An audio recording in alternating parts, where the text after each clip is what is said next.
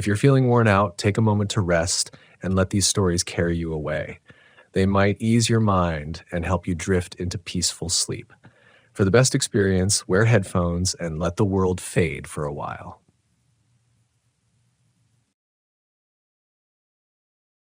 I've always believed that the wilderness has a language of its own, quiet at first, then persistent. It doesn't speak in words, but in tension, in changes in temperature, in the stillness of birds, and in the way your gut twists for no reason.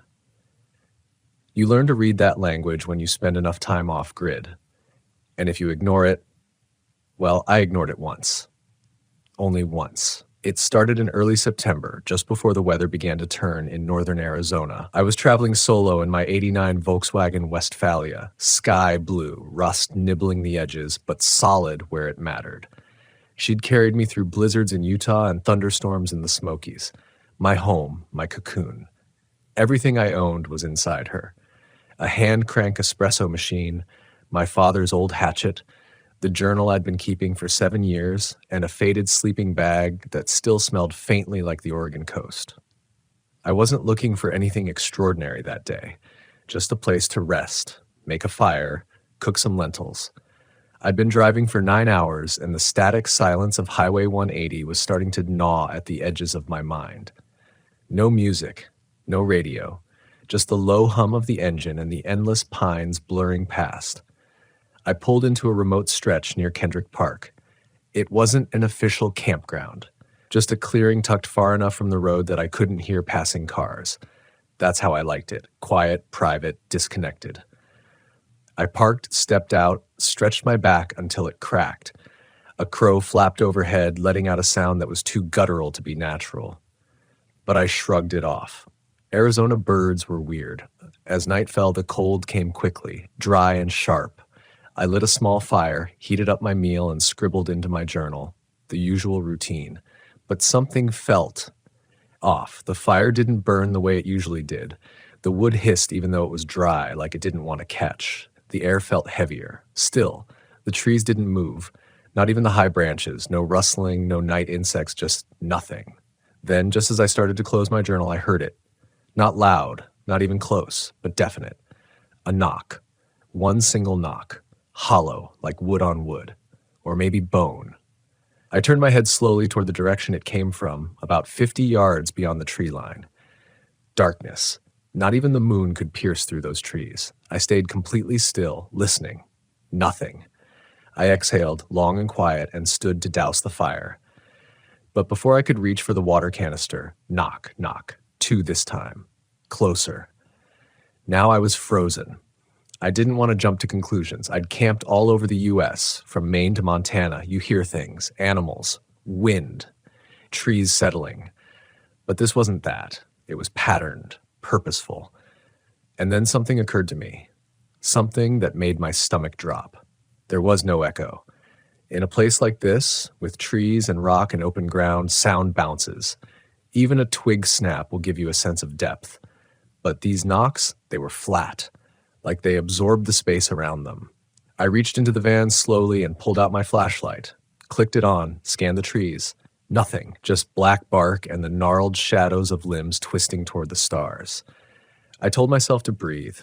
I wasn't new to weird sounds. Just last year in Olympic National Park, I heard what I thought was a woman singing in the woods. Turned out to be wind whistling through broken rock. Your mind plays tricks. But then I saw it. A flash of something pale, far back in the woods between two trees. Just a glimpse, no shape I could make out, just movement. Colorless. Wrong. I didn't call out, didn't move. I just stood there, flashlight trembling in my hand, my breath visible in the cold, and then silence again. Total. That kind of silence that presses into your ears makes your own heartbeat sound too loud. I backed up slowly into the van, locked the door, sat behind the steering wheel for 20 minutes without moving. I kept the flashlight off. I didn't want to see anything else. Eventually, I crawled into the back and laid down. I left the curtains open just a crack so I could watch the clearing. Nothing moved. But I couldn't sleep. At 2:17 a.m., I remember the exact time because I'd checked my phone every few minutes. I heard it again. Knock. This time it was right next to the van. I jerked up, my heart pounding so hard it hurt. I didn't breathe. I didn't blink. I just stared at the window nearest the knock. Something brushed against the fabric curtain. Soft, like fingertips dragging. Then silence. I stayed in that position for hours, didn't sleep, didn't move, just waited. When the sun rose, it felt fake. The light didn't comfort me. It felt like a trick. I opened the sliding door slowly and stepped outside. Nothing looked out of place, no prints, no damage. The fire pit was cold, the trees just stood there innocent. But then I noticed something. A small wooden figure, no taller than my hand, sitting in the middle of the clearing about 10 feet from my van. It hadn't been there the night before. It looked vaguely human, but twisted. The limbs were too long, no face, just hollow indentations where eyes should be. I didn't touch it. I backed away, got into the van, and drove. Didn't stop for gas, didn't eat, didn't speak. I drove until I crossed into New Mexico, and even then I didn't feel safe. That day changed the way I camp, changed the way I think about being alone. I used to feel freedom in solitude. Now, I understand that some silences aren't peaceful, they're warnings. I told myself not to look in the rearview mirror, but of course I did. Several times. Each time, the road was empty, just dust and distance behind me. But it didn't help, because the thing that haunted me wasn't behind the van. It wasn't even outside. It had crawled inside me, settled somewhere deep in my chest, behind the ribs, a kind of low, static fear, humming just beneath everything. I didn't talk to anyone about what happened. Not even when I stopped for gas that evening in Farmington. The woman at the register commented that I looked pale, said something about the elevation and dehydration. I nodded, smiled, paid, and left. What was I supposed to say? That I ran from a creature I never actually saw? That I heard knocking in the woods? That a carved figure showed up like some backwoods offering? No one believes that kind of story. Hell, I barely believed it. I drove south through the Navajo Nation and into the edge of New Mexico's Badlands. Out there, the land becomes skeletal, red dirt and sharp sky and the smell of stone baking in the sun. I don't know why I kept driving. I told myself I was just trying to shake it off, to outrun whatever fear I'd picked up back in Arizona. But deep down, I think I was trying to find some kind of answer. Like maybe if I kept moving, I'd make sense of it. Or lose it. Or at least learn to breathe again. A few days passed. Uneventful. Empty. I found myself circling through BLM land outside of Gallup, and that's when I met Jesse. He was parked in an old beige Vanagon about half a mile from my own spot. So I saw the smoke first. Thin and gray, curling above the junipers. I wasn't in the mood to talk to anyone, but part of me needed to see another face. Needed confirmation that the world was still normal, that I hadn't gone too far into my own head. He was maybe 55, long gray braid, sun-chapped skin, hands like stone. Said he'd been out on the road since '93. He cooked beans over a tiny flame and offered me some. I took the bowl mostly to be polite, but he watched me closely while I ate, like he was measuring something in my face, or waiting. After a few minutes of silence, he said, "You saw something." I didn't answer. "You wouldn't be this far out if you hadn't." I looked at him and he nodded slowly, like he'd just confirmed a suspicion. "They find people like you," he said, "people who believe the woods are safe." I asked him what he meant. He took a long sip from a dented canteen and said, "There are places that remember, land that doesn't forget. You walk through it wrong, it watches. You make noise in the wrong silence, it answers." The hair on my arm stood up. He went on to tell me about something he called the Long Watchers. Said they weren't animals, weren't ghosts. Something older. Not evil, just different. They didn't live the way we do. Time didn't matter to them. Space didn't. They weren't supposed to cross paths with us. But when people wander too far, stay too long in places not meant for them, that's when the boundaries get thin. He didn't speak like a lunatic. He didn't try to scare me. In fact, he looked sad. "They don't mean harm," he said, "but they change you. If they see you once, they might forget. If they touch your name, they remember." I asked him what he meant by that. Touch your name. He didn't answer. Later that night, I couldn't sleep again. Even with someone nearby, I felt tracked, like I'd lit a flare in the dark and something had seen it, like whatever watched me back in Arizona had followed, not in the physical sense, but in the way a shadow follows a shape. That night, I dreamed about the figure, the wooden one. But in the dream, it wasn't a carving anymore. It was standing in the field where I had camped, arms too long, eyes still hollow, but alive, breathing. It didn't move, but it looked at me, and I couldn't look away. When I woke up, it was just after 4 a.m., cold, moonless, the kind of black that feels like the inside of something, not the outside. I reached for my flashlight and paused. There was something in the corner of the van. Just a shape at first, barely there. But it didn't belong. My breath caught. I snapped on the light. Nothing, just a coat bunched up awkwardly. I laughed a little, nervously, stupidly, shook my head. I was losing it. I got out of the van to pee, and the wind hit me like a blade, dry and sharp. I took a few steps from the van, looked up at the stars, thousands of them. But none of it felt beautiful. It felt distant, like they weren't shining for us anymore. And then I saw it again, that same pale flicker. This time between two distant boulders, further out near the edge of the wash.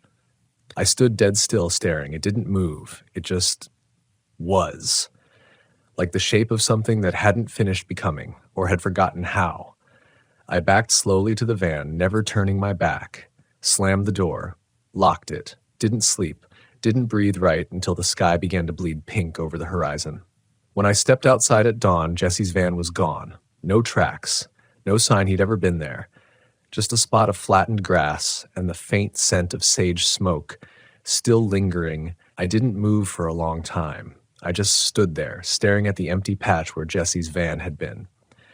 The fire pit was still warm, no ashes scattered, just a neat circle of disturbed earth, as if he'd packed up in silence, as if he hadn't existed at all. I walked over to the spot, knelt down, ran my fingers through the dirt. Still warm, still real. So why did it feel like I was remembering a dream? I waited until the sun had fully risen before packing up my gear. Normally, I'd take my time in the morning, boil water for coffee, stretch, write, but not that day. That day I wanted movement, distance. I wanted to put miles between me and that place, as if asphalt could act like insulation, as if terror doesn't ride shotgun when you don't invite it. I kept checking my mirrors as I drove, kept glancing into the woods that lined the road. Every sway of a branch, every flicker of shadow, I saw it. That same pale flick, sometimes low, sometimes high. It was always just out of reach, just behind me. I didn't have a destination, just west. That was all I could think. West. Toward bigger skies. Toward people. By late afternoon, I was back in Arizona, this time further north toward the Kaibab Plateau. I found a small, unofficial camping area just off a dirt road called FR22. It was dry, high desert country, pinyon pine and juniper and long slashes of rock jutting out like exposed ribs from the earth. There were a few other campers parked far apart. That comforted me for a moment, the illusion of safety that comes with the proximity of strangers. But as dusk fell, I noticed something strange. Every other camper was inside by the time the sun dipped below the ridge. No one lit a fire. No one walked their dogs. No music, no murmured conversations, just closed doors and drawn blinds. I tried to shrug it off, told myself people were tired. Maybe they'd been on the road all day. But it felt like something else, like they knew something I didn't. Still, I went about my routine, cooked rice and beans on my little stove, wrote a few lines in my journal, mostly nonsense, scribbles. I kept messing up the date. My hands shook. I couldn't stop replaying Jesse's words. They find people like you. I didn't know what I was writing anymore. Paragraphs slipped into stream of consciousness.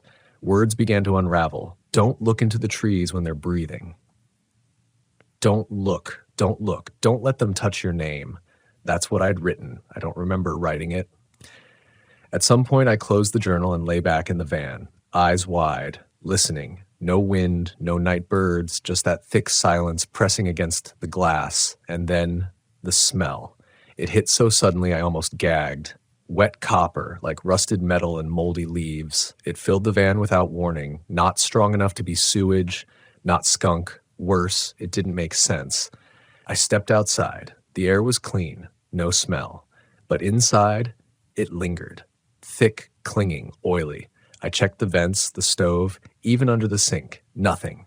Then I noticed the window over my bed. There, in the condensation that had formed on the inside of the glass, were 5 long, vertical streaks, like fingers, drawn from the outside in. I didn't sleep.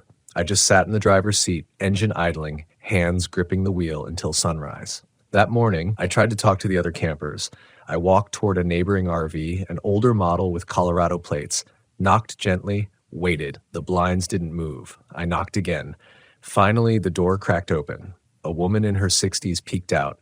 Her face was pale, eyes rimmed red. She looked like someone who hadn't slept in days. "You should go," she said. No greeting, no question. I blinked. "Did something happen last night?" She stared at me for a long moment, then looked over my shoulder toward the tree line. "They only come when someone invites them." "I didn't invite." Her face hardened. "You stayed. That's enough." And then she shut the door. Hard. I walked back to the van, the world tilting slightly under my feet. The rest of that day passed in a haze. I drove for hours without direction. I felt like I was dragging something behind me, something invisible but heavy. My thoughts grew slow, fogged. I started missing turns, forgetting why I'd stopped the van. At one point, I pulled over to pee and forgot where I'd parked. I stood in a clearing, heart pounding, until I saw the faint blue glint of my Volkswagen tucked behind a stand of mesquite. I was unraveling, and I knew it. But I couldn't stop. There was a weight in my chest I couldn't shake, a feeling that something was looking out from behind my own eyes, watching me. The hallucinations started 2 nights later. I'd parked deep in a dry wash near the Coconino National Forest. I told myself I'd stay just one night. I just needed rest. I was drinking more water, trying to eat. But my reflection was changing. I noticed it when I checked the rearview mirror that evening. My eyes looked wrong. Too wide, too glossy, like someone else was wearing my skin. My pupils didn't respond to the flashlight I shone into them. I told myself it was exhaustion. I told myself a lot of things. That night, the dreams returned. But they weren't dreams. They were visitations. I saw Jesse again, sitting beside my van, smoking something wrapped in cedar bark. He looked up at me, eyes hollow. "You brought it with you," he said. I tried to speak, but my mouth wouldn't open. He leaned closer. "It knows your scent now. You should have buried the figure." I jolted awake, gasping. The inside of the van smelled like cedar. And on the dashboard was the wooden figure, the same one from Arizona, except now it had a face, carved deep, empty eyes, a mouth stretched into a silent scream. I didn't scream, not right away. I couldn't. My throat locked up. My body went still. Just me, the van, the figure, and something else. The sense that I wasn't alone inside that shell of metal and memory. It was the face that did it. The carving's mouth open wide like it was caught mid-wail, like it had seen something unspeakable and couldn't close its mouth ever again. And its eyes, they weren't empty anymore. They were black, painted or burned into the wood. 2 round pits that pulled at something inside me like gravity turned inward. I grabbed it. I don't know why I touched it. I didn't think. I just wanted it gone. I threw the damn thing as hard as I could into the trees. Didn't even hear it hit the ground. That's when the sound started. It wasn't a howl. It wasn't an animal. It was like breath, slow, deep, ragged, a lung too large to be human, sucking air from the dirt, then letting it go in a long, groaning exhale. It came from every direction. The trees groaned, the earth seemed to rise and fall beneath my feet. And that's when I ran, barefoot, shirtless, through cactus and dust and moonlight, all of it a blur. I didn't know where I was going. I didn't even look back. And the sound followed. Not fast, not chasing, but present, like something pacing me from between the trees, always just outside the edges of my vision. I made it about 100 yards before collapsing. I hit the dirt, shoulder first, rolled once, and just lay there, face in the dirt, heart hammering, lungs shredded. I thought I might die. that my heart would just give out and leave my body cooling in the red soil like everything else the desert forgot. And for a while, I think I blacked out. When I came to, it was silent again, utterly still. The kind of still that feels designed, manufactured. I stood up slowly. My legs were cut up, bleeding in a dozen places. My hands were scraped. Dust clung to the sweat on my skin. And then I saw it, the figure. Standing, not lying, not carved.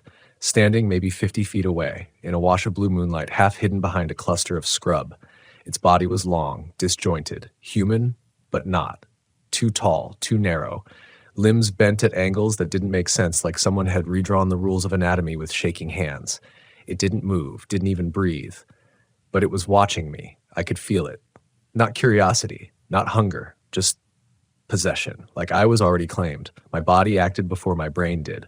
I stumbled backward, turned, and ran toward the van. I could barely see through the tears. My body was screaming. Every step hurt. But I didn't care. I had one goal, one thought in my head. Get back. Get in. Lock the door. Drive. I reached the van, slammed the door, locked it, started the engine with trembling hands, and just sat there, waiting. Lights on, engine idling, but I didn't drive. I stared into the forest, and it was gone. No figure, no sound, nothing. Just the hum of the engine and the shaking of my breath. I drove through the night, didn't stop, didn't look back.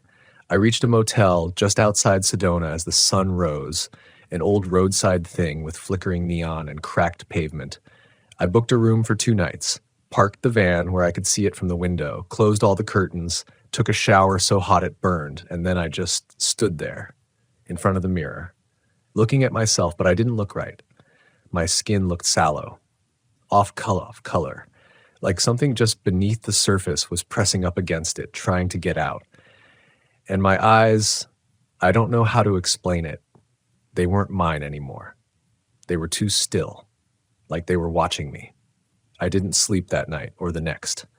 I'd close my eyes and feel the van vibrating with something that wasn't mechanical. I'd hear wood creaking from inside the closet. I'd smell cedar and rust and something older, something thick and wild and wrong, and always the sense of presence. Not outside, not even next to me, but in me, inhabiting. I stayed in that motel longer than I meant to, kept extending my stay. I avoided looking at the van too long. Every time I did, I swore I saw something in the windows, a flash of movement, a reflection that didn't line up with my own. And then the dreams came back. This time, I was the one standing in the field. Alone, still, watching someone else, someone who looked like me, sleep inside the van. I couldn't move, I couldn't speak, I could only watch. And behind me, in the darkness, a hand would rise and rest on my shoulder. Long, thin, cold. And I'd wake up gasping. That's when I stopped using the mirrors altogether. I stopped writing, stopped eating much. I just waited, trapped between movement and paralysis, unsure of what I was waiting for. It wasn't death, it was something worse. It was the moment when I'd finally understand what I'd become. I left the motel on a Tuesday morning. Didn't plan it, didn't pack anything, just grabbed my keys, walked past the front desk without saying a word, and climbed into the van. It didn't feel like a decision. It felt like a surrender. The air was dry, windless, already warm with that high desert burn that bakes the bones of every living thing. As I sat there in the driver's seat, I looked down and saw something on the floor near my feet. The figure, the carved one. It had returned. No sound, no warning, no logical explanation, just sitting there like it had been waiting, like it had always been with me and I'd just forgotten to notice. But something had changed. It had a second face now, carved crudely on the back, smaller, almost fetal. A second mouth curled tight and grinning. The wood around it was cracked as if it had grown there, not made, born. I didn't touch it. I started the van and drove. I didn't know where I was going. I just kept the wheel straight and watched the world blur past my windows. Mesas and highways and truck stops with lights that buzzed too loud. I didn't feel like I was escaping. I felt like I was being released. And the strange thing was, after I drove for a full day and night without stopping, I started to feel better. Not all at once. Just a small, steady thawing. like frost melting off glass. The sounds went quiet. The reflections stopped twitching. I even slept a full night in a parking lot behind a closed diner in northern Utah. No nightmares, no figure, just stillness. Empty and plain. I told myself it was over, that I'd outpaced whatever it was, that it had lost interest, or maybe it had never been real in the first place. Stress, delirium, a cracked mind pressed too hard against isolation and fear. But there's a difference between healing and numbing, and I knew which one was happening to me. It was like the part of me that had screamed, the part that had felt, had simply shut off, gone quiet, as if some part of my spirit had been scooped out and left in the dirt under those Arizona trees. I drove for 2 more weeks, north, then west, then south again. I didn't camp, I didn't talk to anyone, I just kept moving, kept rolling that van forward like motion could replace meaning. And then, one night, somewhere outside of Joshua Tree, I saw him again, Jesse. Or something that wore his shape. It was just before dusk. I was sitting in the van watching the sky turn that bruised violet when I caught movement in the mirror. At first I thought it was a hitchhiker, someone walking the road with a pack, but as he got closer, my blood turned cold. Same hair, same boots, same slow swaying gait. He stopped 10 feet from my van, didn't speak, didn't move, just looked at me. I opened the window an inch. Not enough for him to reach in, just enough for my voice. "Jesse?" He smiled, but his eyes didn't. "You shouldn't have kept driving," he said. "That's how it spreads." "I didn't bring it," I whispered. "You carried it," he said. "It's in your wake now." "What is it?" His face twitched. A flicker of pain, or maybe guilt. "It's what watches us when we look into silence. It's the shape behind your thoughts when you sit too still. It's the thing that wants names more than blood." He stepped closer. I slammed the window shut. He leaned in until his breath fogged the glass. "Don't forget," he said. "It remembers you." And then he was gone. Just like that. One blink and the space where he stood was empty. Not a sound, not a footprint, not even a dent in the dust. I left that same night, didn't sleep, drove east back into the dark belly of the desert where nothing grows tall enough to cast a shadow. I found a rest stop near an old mining town, long abandoned, half swallowed by sand and rust. Parked the van behind a crumbling brick wall, and there, in the red hush of dawn, I made a fire. And I burned the figure. I don't know why I waited so long. I'd convinced myself it couldn't be destroyed, that it would return, that fire wouldn't matter. But I did it anyway. I lit the flame and held the figure until it caught. Watched it twist and blacken and curl in on itself like it was alive. It screamed in the way dry wood does, crackling, splitting. The second face split open first, then the eyes, and I swear, in the smoke, I saw them. Not creatures, not monsters, people. People I'd seen along the road, faces that had vanished, campers, drifters, all looking up through the haze like they were trapped behind glass, and just as quickly, they were gone. Ashes blew across my boots, the sun rose, the world kept turning, and I was alone again, but not empty. There was something in me now, a quiet, a knowing. I wasn't healed, but I wasn't hunted either, not anymore, because I'd seen it. Faced it, not just the thing in the woods, but the part of me that had let it in, the part that chased loneliness across desert roads, the part that sat too still in the silence and whispered my name like it wanted to be found, and I think that's what it feeds on. Not blood, not flesh, but the space we leave open, the ache we try to numb, the silence we think won't answer back. I haven't camped since then, not the way I used to, not under open skies with the doors swung wide and the fire crackling low. There's a distance now, a thin veil between me and the earth, between me and other people, between me and who I was before that trip. I still live in the van most nights. It's home, it's memory, it's shelter, but it's also a reminder. I changed the locks, got new tires, took down the old string lights Jesse hung the night we camped by the salt flats. I can't stand the sight of them anymore. They remind me of him, of what I lost, of what followed.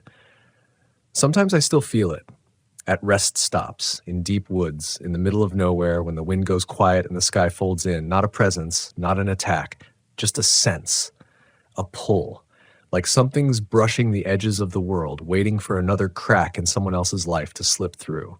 And sometimes I see things, not often, but often enough to know I'm not crazy. Shapes on the roadside, faces in rearview mirrors that don't match mine, a wooden carving left by the pump at a gas station off I-80, tiny, smaller than the first, but the same wide mouth and hollow eyes. I didn't touch it. I didn't speak. I drove away. But I remembered, and maybe that's the key. Not forgetting, because forgetting invites it back.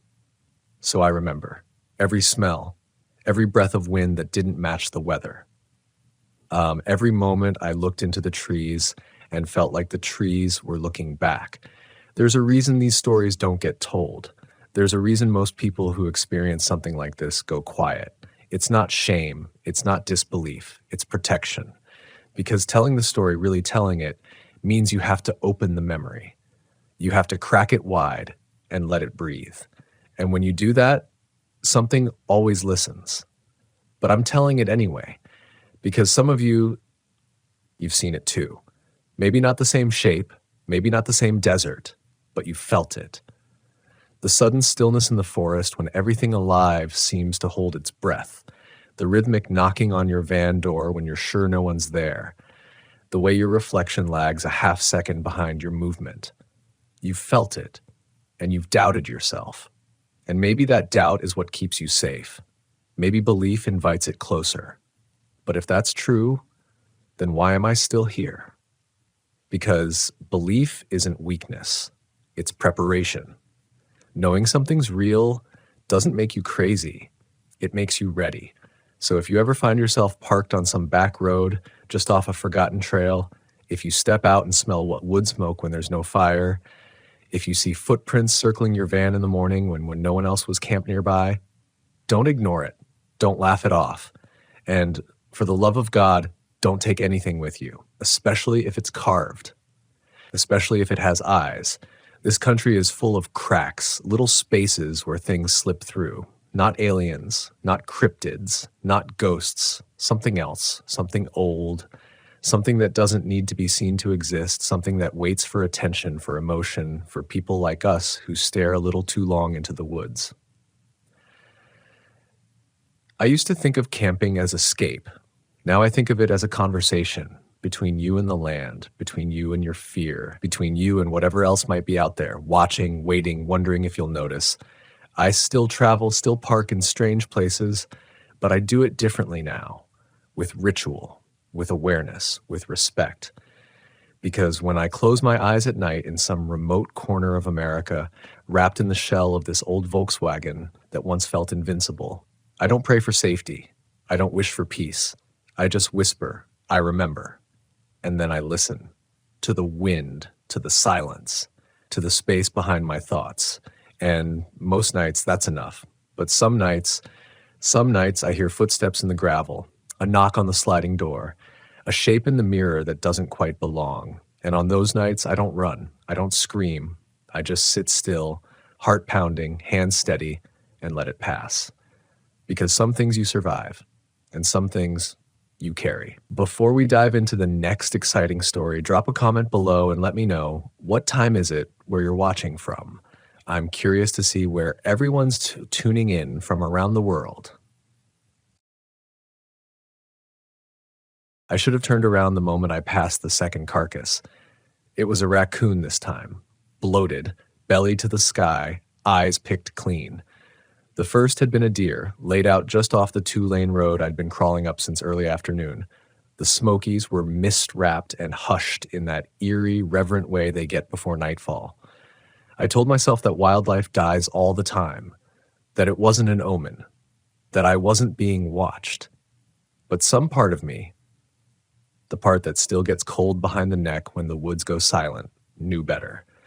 I was 46, divorced, 2 grown kids on opposite coasts, and after 2 decades of managing other people's chaos in a mid-tier Atlanta law office, I'd had enough. I bought a used Winnebago, sold my house, and hit the road, solo. There's a kind of peace that comes from being alone under a canopy of trees you don't recognize, a kind of silence that humbles you. But that peace, that quiet, It can twist. It can stretch so thin it starts to hum. I was 3 days into a solo loop through the Great Smoky Mountains National Park. I'd planned to stay at Elkmont Campground near the old abandoned vacation homes, but I'd arrived to find it overbooked and humming with generators and kids on scooters. It felt crowded, watched, but in a different way. So I scanned my atlas. Yes, I still use paper maps, and found a smaller, lesser-known spot farther east called Walker's Gap. One road in. No amenities. First come, first served. Exactly what I wanted. Or so I thought. By the time I reached the entrance, dusk had settled like a bruise across the treetops.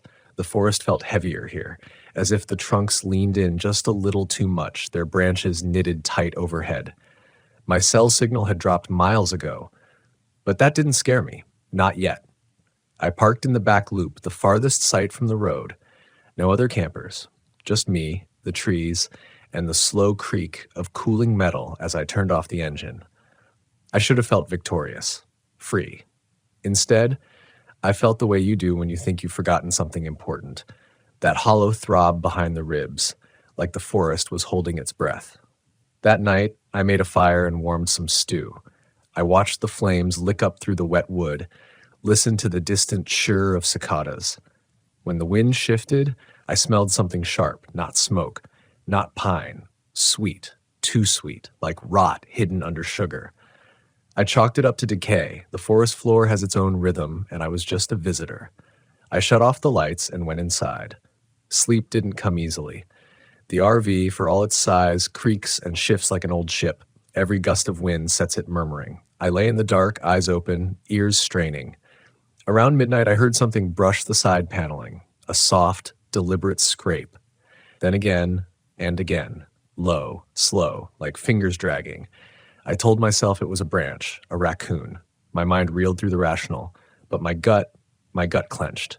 I got up, flashlight in hand, and opened the door. Nothing. The beam of my light cut through the fog like a blade. The trees closest to me stood still, too still. The air was cold. Still that smell, sugar and rot, hung in the air. I circled the RV. No tracks. No animals. Nothing to suggest anything had touched the rig. But I didn't imagine that sound. I know what I heard. Still, I told myself it was fatigue. Travel weariness. The mind plays tricks, especially in deep woods. I locked the door, climbed back in, and left a light on. Just a little one. Enough to chase the worst of the dark to the corners. The next morning, I almost laughed at myself. The sun filtered through the leaves in brilliant golden shafts. The birds sang. I made coffee, sat outside, and took in the hush that had so terrified me hours before. It was beautiful. Perfect. That's what got to me. How quickly the forest forgave. How it smiled at me in the daylight, as if to say no harm done. Like it hadn't whispered to me in the dark. Like it wasn't hiding anything at all. Around noon, I hiked a nearby trail that looped past an old stone chimney, remnants of a cabin long gone. The path was narrow, overgrown in places, and steep. I didn't see another soul the whole hike, but I found something. Half buried under the leaves, near the edge of the path, was a child's shoe. Red. Mud-caked. Untied. I picked it up. It was damp, and the laces were frayed. There weren't any footprints nearby. No signs of recent passage. Just that single, misplaced shoe. I didn't like that. Back at the RV, I placed it on the picnic table. Maybe someone had lost it years ago. Maybe it had been unearthed by rain. But it looked fresh. The rubber sole wasn't cracked. The fabric hadn't faded. It didn't fit with the forest's decay. That night, I couldn't shake the feeling of being watched. The sense that something had noticed me on the trail, that I'd touched something I shouldn't have. The scrape came again just after midnight. This time, it was higher, a longer stroke. Then, silence. Then, a single tap on the back window. I sat up in bed, pulse hammering. My flashlight was in my bag. The wrong bag. I had to fumble for it in the dark. By the time I got to the window, nothing. No prints, no smudges. Just my own breath fogging up the glass. I slept with the engine keys under my pillow. When I woke up the next morning, there were small stones arranged on the steps outside the RV. 5 of them, neatly placed, in a crescent. They hadn't been there before. My first instinct was to pack up, to get the hell out. But I didn't. Maybe it was pride. Maybe it was foolishness. I convinced myself that someone else was camped nearby, a prankster, a hiker. I didn't want to admit I was afraid, so I stayed. That night, I left the outside lights on. I kept the fire going longer, but something changed in the air, a tightness, a press, like the woods were folding in. The bugs went quiet early. The wind didn't move the branches anymore. The sugar rot smell came back, thicker than ever. At 2:13 a.m., I heard the sound again. Not a scrape, not a knock, but humming, low, just outside the RV wall. A voice, or something trying to mimic one. It wasn't a song. It was a pattern, 3 notes, over and over. I didn't move. I didn't breathe. My body locked up, some ancient part of me kicking in. Don't move. Don't speak. Don't give it reason. I lay in the dark, counting each breath until the humming stopped. But the silence afterward was worse, because then I heard footsteps, slow, deliberate, circling the RV. Crunch, crunch, crunch. They stopped at the door. Then a whisper. Not words, just the sound of breath pressed against metal. I didn't sleep the rest of the night. By dawn, the light filtering through the trees felt less like salvation and more like interrogation. It exposed everything. The moisture on the glass, the dirt clinging to the steps. The stones were gone now, every one of them, like they'd never been there at all. But I remembered. I sat in the driver's seat, keys in hand, for maybe 30 minutes. Engine off, just staring through the windshield, trying to will myself to turn the key, to leave, to flee. But something held me in place. Not courage, not stupidity either. Something else. Fear doesn't always scream. Sometimes it sits quietly beside you, whispering doubts, telling you that maybe you imagined it. Maybe it's just loneliness shaping shadows into shapes you don't want to see.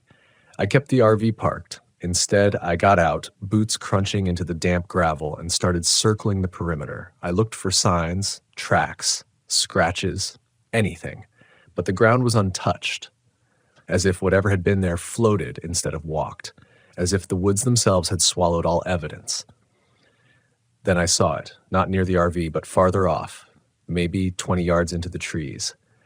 A clearing I hadn't noticed before, hidden by a veil of brush that looked unnatural, too perfectly placed. I pushed through, branches clawing at my arms, and stepped into a silence so complete it rang. And in the center of that clearing was a tree. Old, gnarled, charred black from a lightning strike, maybe a century ago. It stood like a monument, the bark scorched, but alive. At its base, freshly dug soil, a hole, maybe 2 feet wide, a few inches deep. Inside it, another shoe. This one wasn't red. It was brown leather, cracked and caked with mud. Adult-sized. I didn't touch it. Not this time. The moment I stepped into that clearing, the forest changed. The air grew heavy. The silence pressed against my ears. It felt like being underwater. Sound distorted, breath shallow. And then I heard it again. The humming. Same 3 notes. But it wasn't behind me this time. It was below me. That's when I ran. No pride left, no explanations. I bolted through the brush, heart jackhammering, vision blurred. I reached the RV, yanked the door open, fired the ignition. Gravel sprayed behind the tires as I peeled out of the loop, heading for the exit road. But the forest didn't let go. The road twisted in ways it hadn't before. What had been a 5-minute stretch to the highway turned into a series of tight, narrow bends. The mist thickened. The trees leaned closer. I drove on instinct, headlights stabbing into the gray. No GPS, no signal, just that gut-deep certainty that I was being followed, not by footsteps, but by presence. I made it to the main road by noon. I didn't stop until I reached a gas station an hour east, some podunk pit stop with buzzing fluorescents and a woman behind the counter who looked at me like I'd grown horns. "Where are you coming from?" she asked as I fumbled with my coffee. "Walker's Gap," I said, voice dry. Her face changed. The shift was subtle but real. Her jaw tensed. Her eyes didn't blink. "You sure about that?" she said. "I was camped there. Why?" She took a beat. Then she leaned in and said, "Walker's Gap's been closed 15 years, since the Carter boy went missing." I didn't respond. She waited, maybe expecting me to argue, to deny, but all I said was, "The road was open." She nodded slowly. "Yeah, that's the problem." I left my coffee behind, drove another 2 hours without stopping, didn't eat, didn't think, just moved, like something was still back there reaching for me. That night, I parked at a KOA near Asheville. Full hookups, bright lights, families, people, safety in the noise. But I couldn't sleep. Every creak in the RV made my skin crawl. Every hoot of an owl, every shift in the wind set my nerves screaming. At 3:12 a.m., I woke up with a start because I heard it. Not outside. Inside. The humming. 3 notes. Soft, coming from the bathroom. I didn't move, not at first. Just sat there in the dark, feeling the cold crawl up my spine. Then I stood, slowly.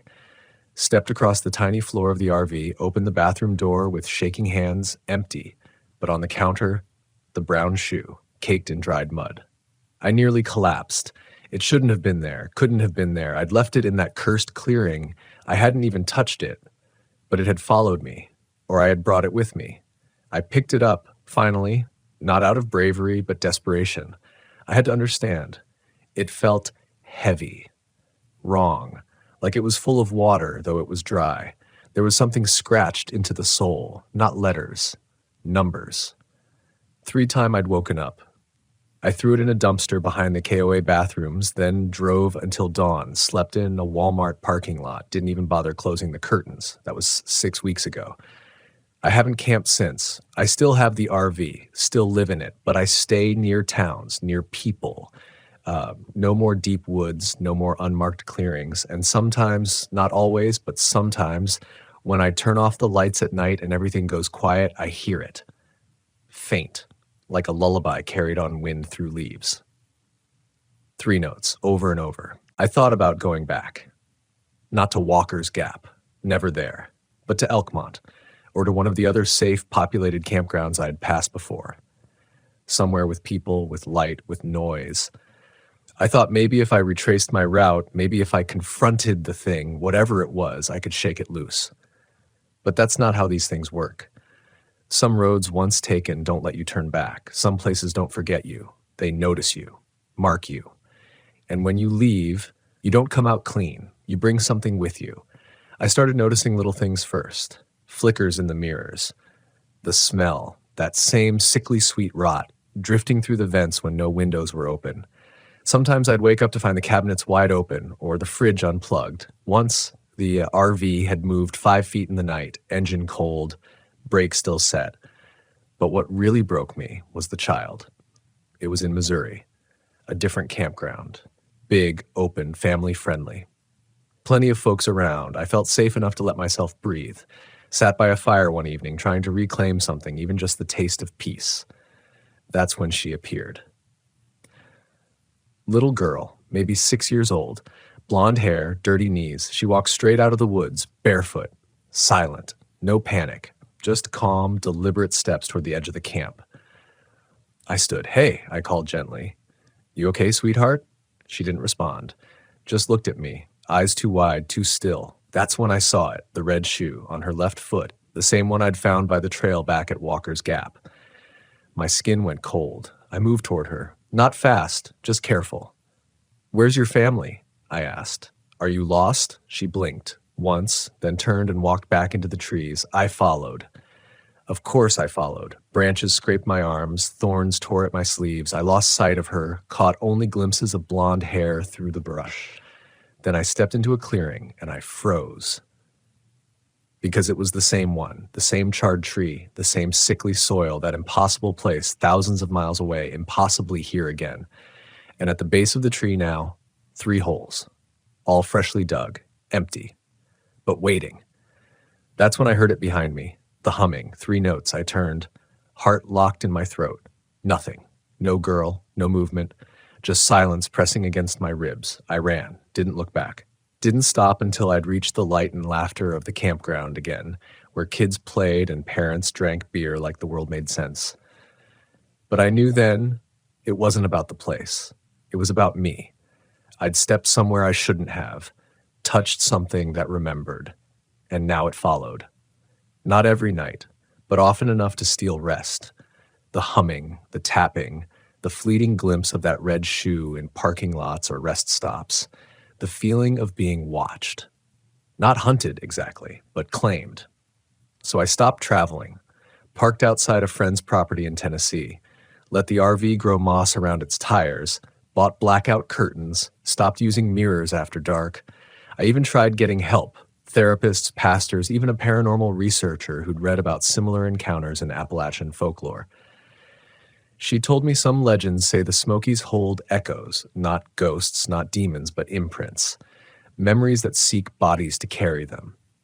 They get confused sometimes, lost, latch onto wanderers, especially those who walk alone, especially those who notice. She said once it finds a home, it never lets go. I didn't want to believe her, but now I'm not so sure, because 2 nights ago I found a note taped to the inside of my RV window. No handwriting, just numbers, 312. And this time it wasn't written on paper, it was scratched into the glass. I don't know what it wants. Maybe it doesn't want anything. Maybe it's just there. A weight, a tether, a reminder. But I've learned something I think every solo RVer, every backwoods wanderer needs to understand. There are places in this country older than we are, older than language, places that don't care about your intentions, your gear, your GPS. You can walk into them thinking you're just passing through, but they remember you, they see you, and if you're not careful, they follow. So if you're listening to this and you feel brave, adventurous, tired of the noise and crowds, if you're thinking of heading deep into the Smokies down some quiet gravel road with no other campers in sight, be ready. Not for bears, not for weather, not even for the loneliness. Be ready for the thing you won't see, the thing you'll hear only after you've shut off the lights, a whisper, a humming, a breath on the glass that doesn't fog, because some trips don't end when you drive away. And some trails don't stop at the trailhead, they follow you home. I used to think the quiet was peaceful. Back when I still believed that nature, in all its rawness, was the one place you could be alone and feel safe. That was before the Pacific Northwest showed me the kind of silence that listens. Watches, waits. It was early May, one of those liminal weeks where spring is still shaking off the frost, but the promise of warmth lingers on your skin. I had just quit my job, 11 years at the same desk, staring at the same dying pot host plant and microwaving the same frozen burritos. I didn't know what came next, but I knew I needed to go somewhere that didn't feel like an echo of every regret I hadn't spoken aloud. So I packed up my '84 Volkswagen Vanagon. She's old but faithful, rust blooming like freckles along her edges, and I pointed her nose toward the Pacific Northwest. I'd read some forums, asked around a few VW groups. Everyone talked about the usual gems, Olympic, Crater Lake, Mount Rainier, but I wanted places the guidebooks skipped over, places that felt like the earth hadn't decided what it wanted to be yet. That's how I ended up at Elk Meadow. Not even a real name, just something an old mechanic over gas station bout over gas station coffee. Little turnoff near mile marker 19, he said. Road ain't marked, but if you follow the creek past the split log, you'll see where it opens up. He smiled like he was warning me. I drove 2 days, stopping to sleep in pullouts and logging roads. By the time I found that unmarked road, my GPS had given up, and I'd switched over to map reading like it was 1987. The trail was more suggestion than path, hemmed in by tight furs that scratched against the van's windows like restless fingers. I almost gave up twice. But then the trees peeled back, and Elk Meadow revealed itself. It was stunning. A flat bowl of grass cupped between 2 ridgelines, ringed with cedar and thick moss. A narrow creek cut through the center, and near its bend stood a circle of rocks blackened by old campfires. I parked near the edge and stepped out. The silence hit me first. Not peaceful. Still. No bird song, no buzzing insects, no wind sifting through pine needles. Just nothing. I told myself it was early in the season.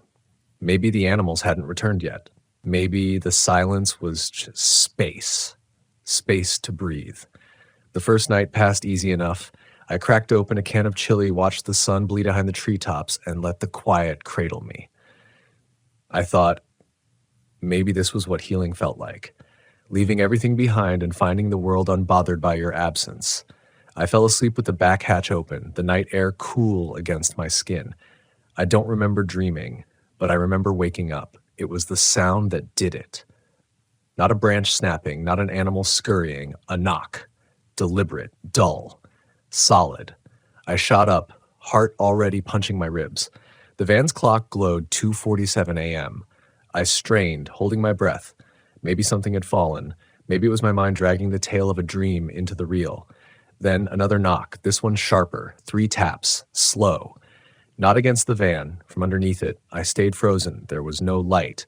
I didn't even dare reach for my phone, afraid the glow might call something to me. My brain raced, trying to logic my way out. An animal? A raccoon, maybe? They don't knock. They scratch. Skitter. Not this. I waited. Minutes passed. Nothing. Eventually, adrenaline gave way to exhaustion, and I drifted back to sleep without meaning to. The next morning, sunlight seemed to wash away the fear. I crouched down and checked beneath the van. Nothing but gravel, moss, and a few sticks. No footprints. No animal signs. Just the kind of stillness that gets into your bones. But something had shifted. I felt watched. Not in the paranoid way, not the city instincts don't belong here kind of watched. Like something was studying how I moved, how long I lingered at the creek, how deep I let my boots sink into the soft moss. I told myself I was being dramatic, lonely. I'd been alone for too long, and the wilderness was just pressing in on the space I left unguarded.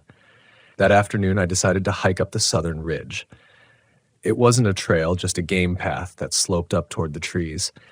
I needed to feel taller than the meadow, to see it from above and convince myself it was just a place, not a trap. The climb took about an hour. When I turned around to look back down, I saw my van parked near the creek, tiny and red against the sea of green, and I saw something else. A figure, standing about 10 feet from the van. Still, facing it. I blinked, looked again. Gone. I nearly lost my footing, racing back down. The entire hike back, I didn't hear a single branch break. No birds, again. No squirrels, whirls darting through underbrush. Nothing followed me, but the silence felt full, like a held breath. When I reached the van, there was no one there. No sign of anyone having been. But my back hatch was closed. I had left it open. I remember because I had propped it with a bungee cord and a stick to keep it from falling. Now it was shut, clean, perfectly latched. I didn't sleep that night. Just sat inside with a camping knife on my lap and the flashlight pointed at the door. No knocks, no figures. But the air felt thick with something unsaid, like a conversation waiting for its moment to speak. By morning, I wasn't sure if I'd actually slept or if my body had just stopped moving to conserve whatever energy it had left. The knife was still in my lap. My hands were stiff from gripping it too tight. Outside, the fog had rolled in thick and low, white threads crawling across the grass, brushing the base of the van like something sentient. I needed to leave. That was the first clear thought I'd had in hours. Not run, not panic, just leave. I didn't even make coffee, just shoved my boots on, cranked the van, and pulled out fast enough that gravel kicked up in a spray behind me. But the road was different. It had taken me 30 minutes to get down that narrow path when I came in, weaving between trees and the old creek bed. But now, I kept driving, and nothing looked familiar. The ruts were wrong. The curve by the broken log was gone. There was no fork in the trail anymore, just a slow descent deeper into thicker, older woods. I should have turned around. I should have marked the trail. All the smart things, all the lessons from years of camping, they meant nothing when your instincts are screaming louder than your logic. Still, I drove. Kept thinking I'd see the forest thin out, that I'd spot pavement or a county road. But the deeper I went, the more the world folded in. The trees grew taller. Not in a natural way, in a way that made me feel smaller with every passing mile, like the forest itself was growing older and taller the further I intruded. Then the van stalled. No sputter, no warning, just silence. I turned the key. Nothing. Fuel gauge half full, battery new. I sat there, hands still on the wheel, not daring to exhale. That's when I noticed the temperature. It had dropped, fast. The kind of cold that doesn't match the season, the kind that seeps into your lungs and makes you breathe shallow without knowing why. I opened the door, stepped out.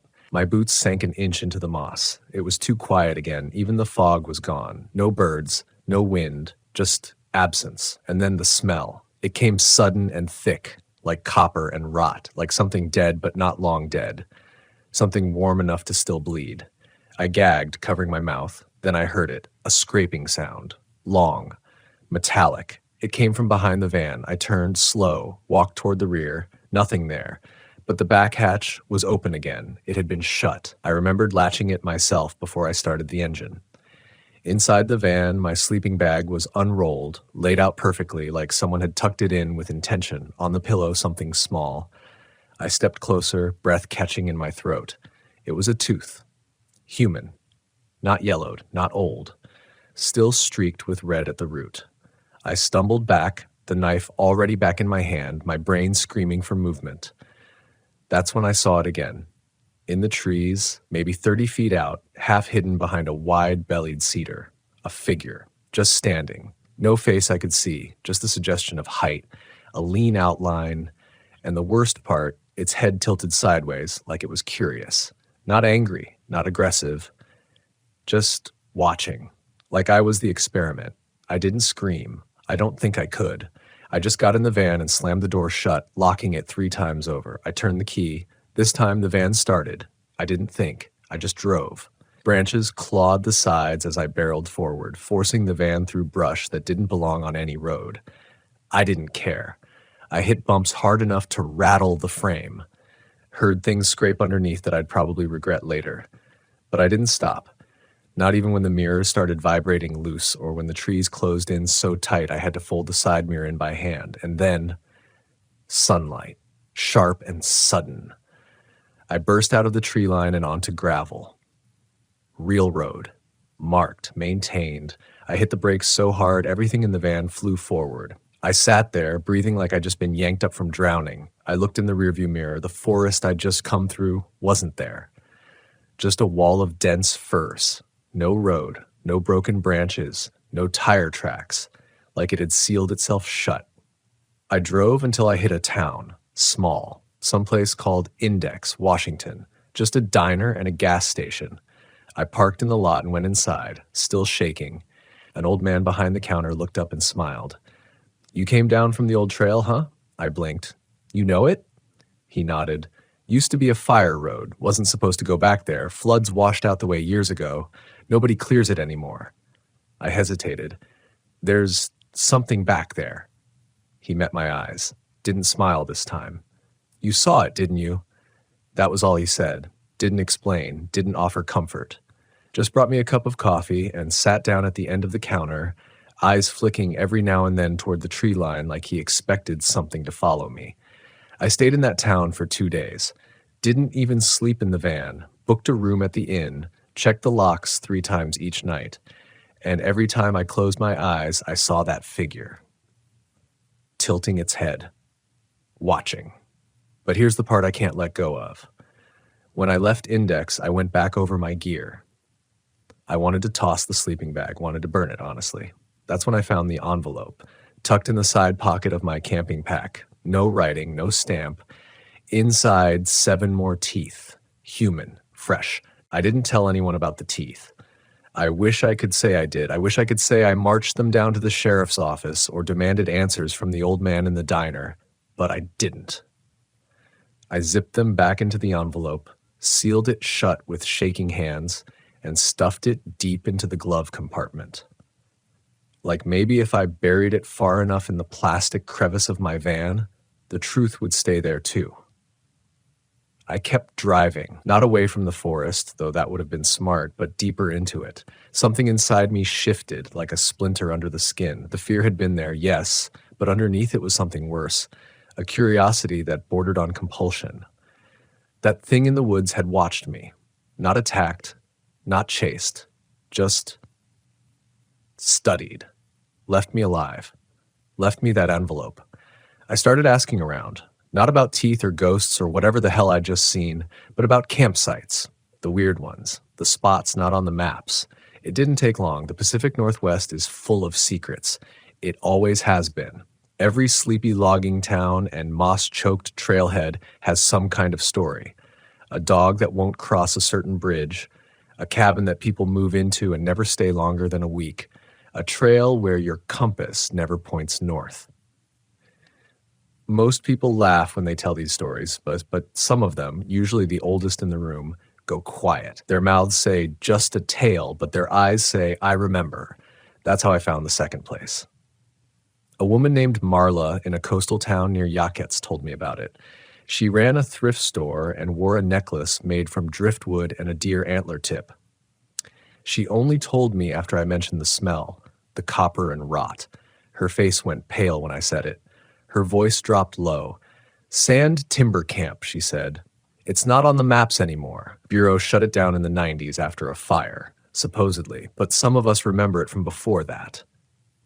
What happened there? I asked. She didn't answer. Just slipped a tiny paper map into my palm and closed my fingers around it like she was handing over a match. I should have stopped. That would have been the smart thing, the sane thing. But whatever thread had been pulled back at Elk Meadow, it was unraveling faster now. And I wasn't going to stop until I followed it to whatever waited at the end. I drove north along the coast, then cut east through back roads that wound like intestines through thick Sitka and red cedar. The air grew damper, heavier, the sky sagging with the kind of clouds that never burst but press on your shoulders like a question you're too scared to ask. It took 4 hours to find the entrance. A rusted Forest Service gate lay crumpled in the brush like it had been crushed under something too big to name. I stepped out and dragged it aside, the metal groaning like it still remembered how to scream. Sand timber wasn't a meadow like elk. It was a dead grove. Blackened tree trunks spaced wide like skeletal ribs, ash frozen in strange shapes underfoot. But there were signs of life too. Tire tracks. Deep, recent. Someone had been here. I parked the van and walked slow, listening. The kind of listening you do with more than your ears, the way you listen when you're praying not to hear. That's when I smelled it again. Copper. Wet. Heavy. And then I saw them. Figures, not people. Effigies. Strung between the trees like grotesque mobiles, sticks lashed together with rope, antlers tied to burlap sacks for heads, bones wired into impossible joints. They swayed gently, though there was no wind, and beneath them the ground was disturbed. Like graves. Fresh. I took one step closer, and the forest sighed. That's the only word I have for it. A long, low exhale that came from everywhere. Not the wind, not breath. Something older than both. I turned and ran, back to the van, slammed the door, started the engine. This time it roared to life instantly, like it understood the urgency. I peeled out of sand timber, the back wheels spitting mud as I went. I didn't stop until I hit a campground an hour away. Real place, marked on the map, complete with retirees and Winnebagos and teenagers roasting marshmallows under string lights. I parked between two families and sat in my van until the sun dipped behind the trees. And that's when I noticed the envelope. Not the old one, a new one. This one was resting on the driver's seat. White, crisp, like someone had just set it down. I hadn't left the van, hadn't unlocked it. Inside, no teeth, just a photo, black and white. Grainy. It showed a campsite, mine, from earlier that day. But the photo wasn't of me. It was of the van, and behind it, standing among the trees, was a figure, same as before. Long, lean, head tilted, watching. There was writing on the back of the photo, scrawled in uneven pencil strokes. You brought it with you.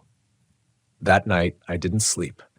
Not even with a crowd of strangers around me, not even with laughter and music and the illusion of safety pressing in from all sides, because I knew it was true. I hadn't left Elk Meadow alone. Whatever had been watching me there, I'd carried it with me, in the rust of the van, in the grooves of my tires, maybe even in my skin. It was mine now, or I was its. By the next morning, the campground was already thinning out. Most people were packing up, weekend warriors heading back to cell service and grocery stores. A couple of kids were riding bikes through puddles near the bathhouse, but otherwise it was quiet. Too quiet for a public site that close to the coast. I walked the perimeter before breakfast just to check, just to prove to myself that everything was normal. But something had changed. There were footprints in the mud behind my van. Bare. Human. Narrow, but not small. The kind that pressed deeper at the heel, like the person had been standing still for a long time, facing my window. And not just once. There were several pairs, side by side, like something had come back again and again, waiting, watching. I felt it all over again, that pressure in my chest, like gravity had shifted. I got in the van and drove, not even knowing where I was heading. I just needed movement. Distance. I thought about calling someone, my brother maybe, or that friend back in Montana who used to hike solo all the time. But what would I say? Hey man, I think something's following me. No, not a person, not an animal, something else, something that leaves human teeth in envelopes and watches me sleep through glass. Yeah, no thanks. I drove until I hit an overlook somewhere east of Eugene. It was one of those pit stop lots, trash bins overflowing, a single picnic table, and a faded sign half swallowed by moss. But the view was wide and clean, forest for miles, sky like a silver bowl overhead. I parked, killed the engine, and sat in silence for what felt like hours. And then my phone buzzed. No reception, no signal, but still it buzzed. I picked it up. Unknown number. I let it ring. After the fourth buzz, it stopped. Then the voicemail icon lit up. I pressed play, breath held. Static. Soft at first, then something under it. Words. Breathing. And then, clear as glass, it's already inside. Click. Silence. I dropped the phone like it burned. When I picked it back up, the voicemail was gone. Deleted. No record of a call, no number in my history, like it never happened, but it had. I know what I heard. I stayed at that overlook until the sun dipped low and the woods took on that bruised color they get right before dark. I should have driven somewhere, anywhere, but I couldn't make myself move. I was paralyzed by the weight of the not knowing. Because that voice, it didn't sound like a stranger. It sounded like me.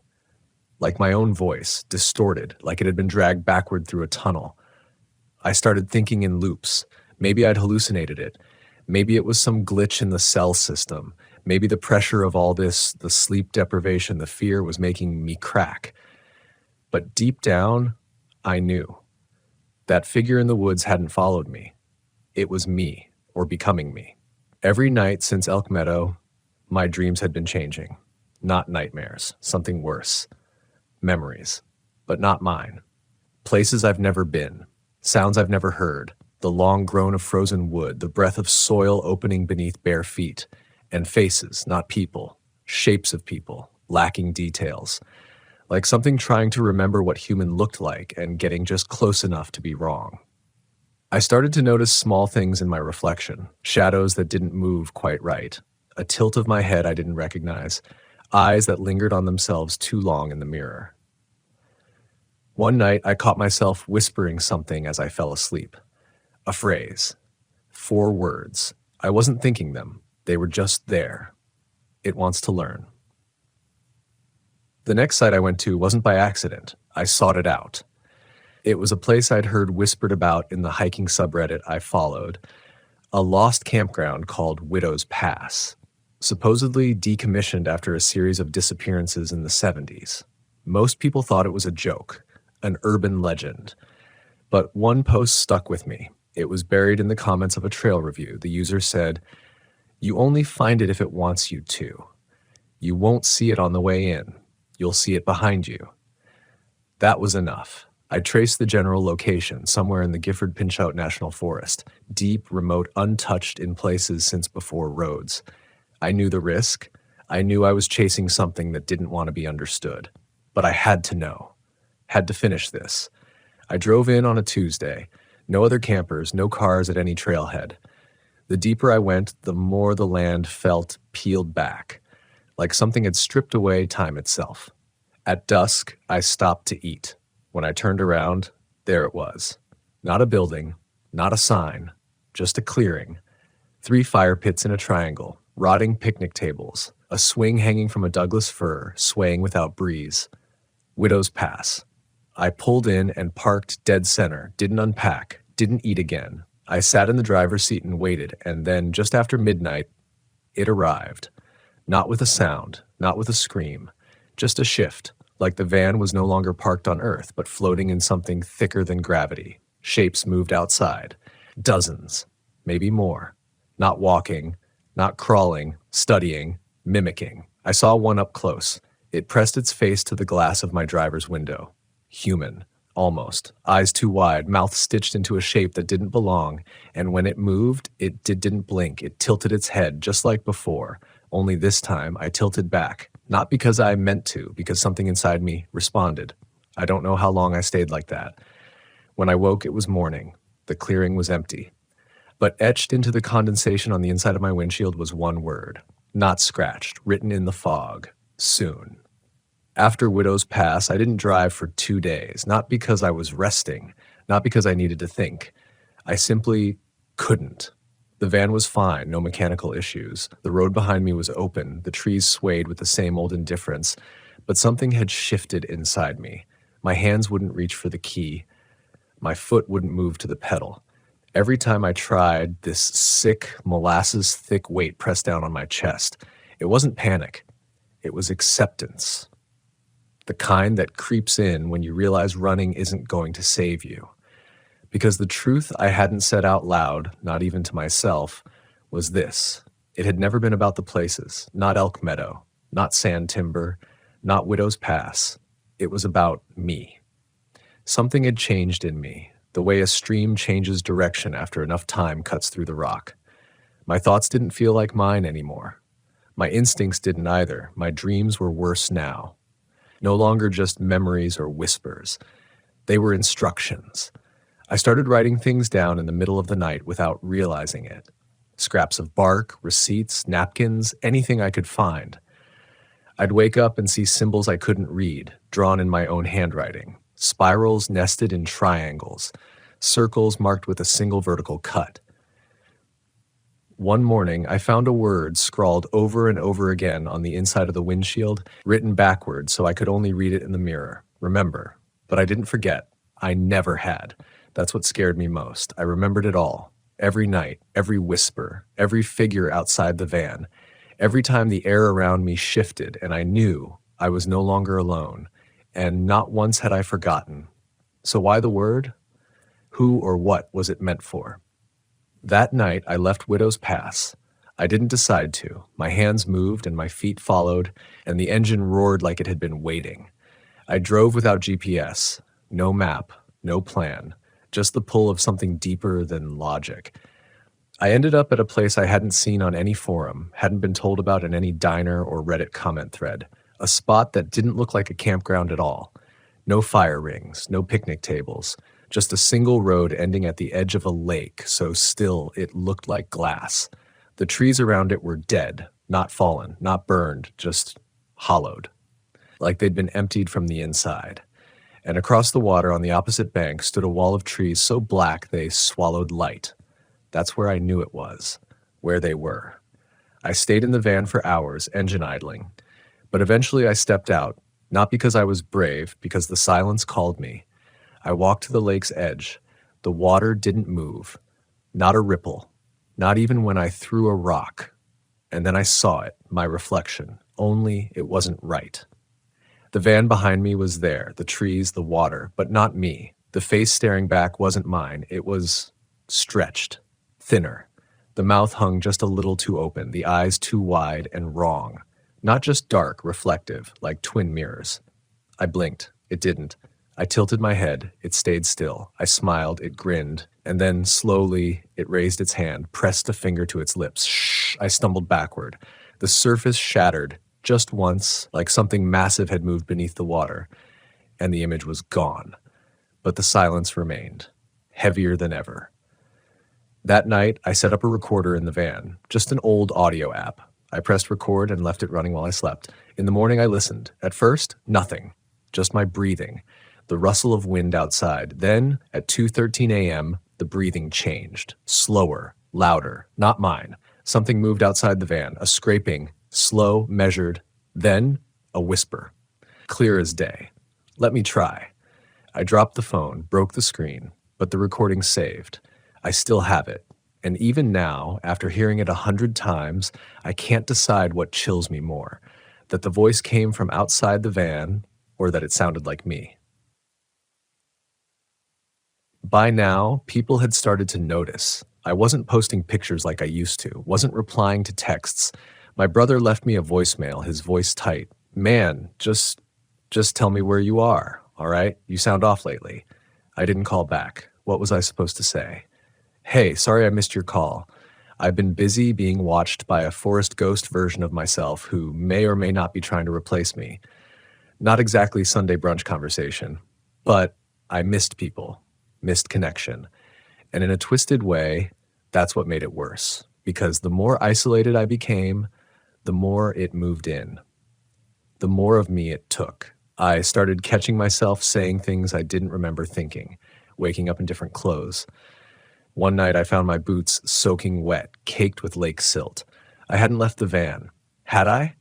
Another morning, I discovered I'd moved the van a full half-mile down the road, parked facing a different direction. The engine was cold, no footprints, nothing on the dash cam, just me, in the driver's seat, like I'd always been there. Only, I hadn't. That's when the panic truly began. Not fear. Panic. Because it wasn't just something following me, it was something entering me, slowly, gently, like fog under a door. A takeover not of body but identity, like I was being erased line by line until only the shape remained, and in that shape, it would live.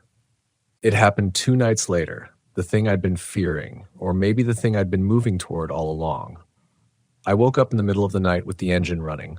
The headlights were off, the dash lights too, but the van was humming quietly as if it had been driving just seconds ago. I was in the driver's seat, still belted in. I sat there, frozen, listening. Outside, nothing, not even wind, just the sound of the forest inhaling. And then I saw it, in the rearview mirror. Something was sitting in the back of the van, still, silent. Its knees bent sideways in a way the human body shouldn't allow. I didn't move. Not yet. Because some ancient part of me knew if I acknowledged it, if I turned around and met its eyes, it would become real. It would finish what it started. The reflection didn't match the shape. What I saw in the mirror was me.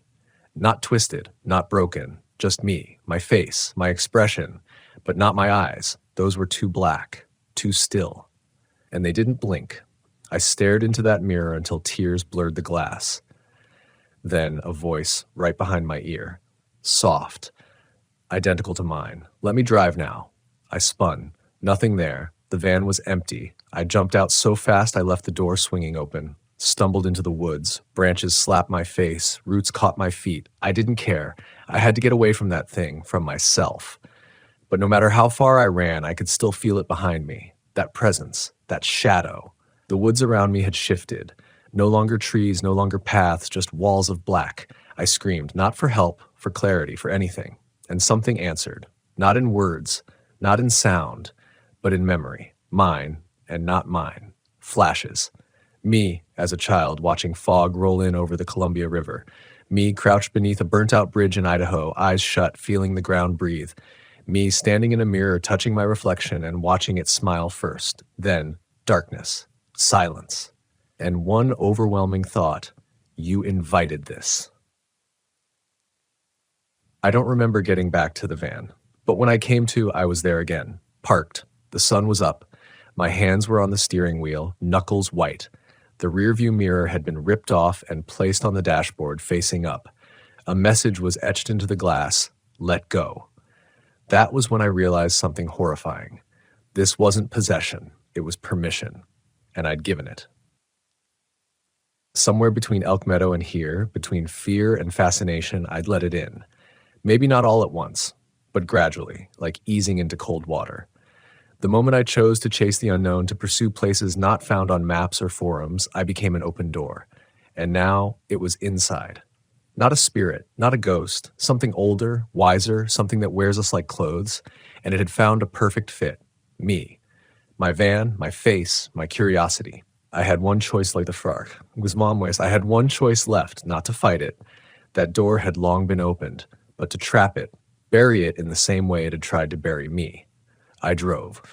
One final time, back to Widow's Pow, I found it again. It doesn't show up twice unless it wants to. But that day, it wanted me. The trees opened. The clearing appeared, exactly as before. This time, I didn't stop in the center. I parked just outside the perimeter. Grabbed everything flammable from the van, spare gas can, fire starter, the alcohol wipes I kept for emergencies. I doused the interior. Every inch. My bed, my journals, even the broken phone.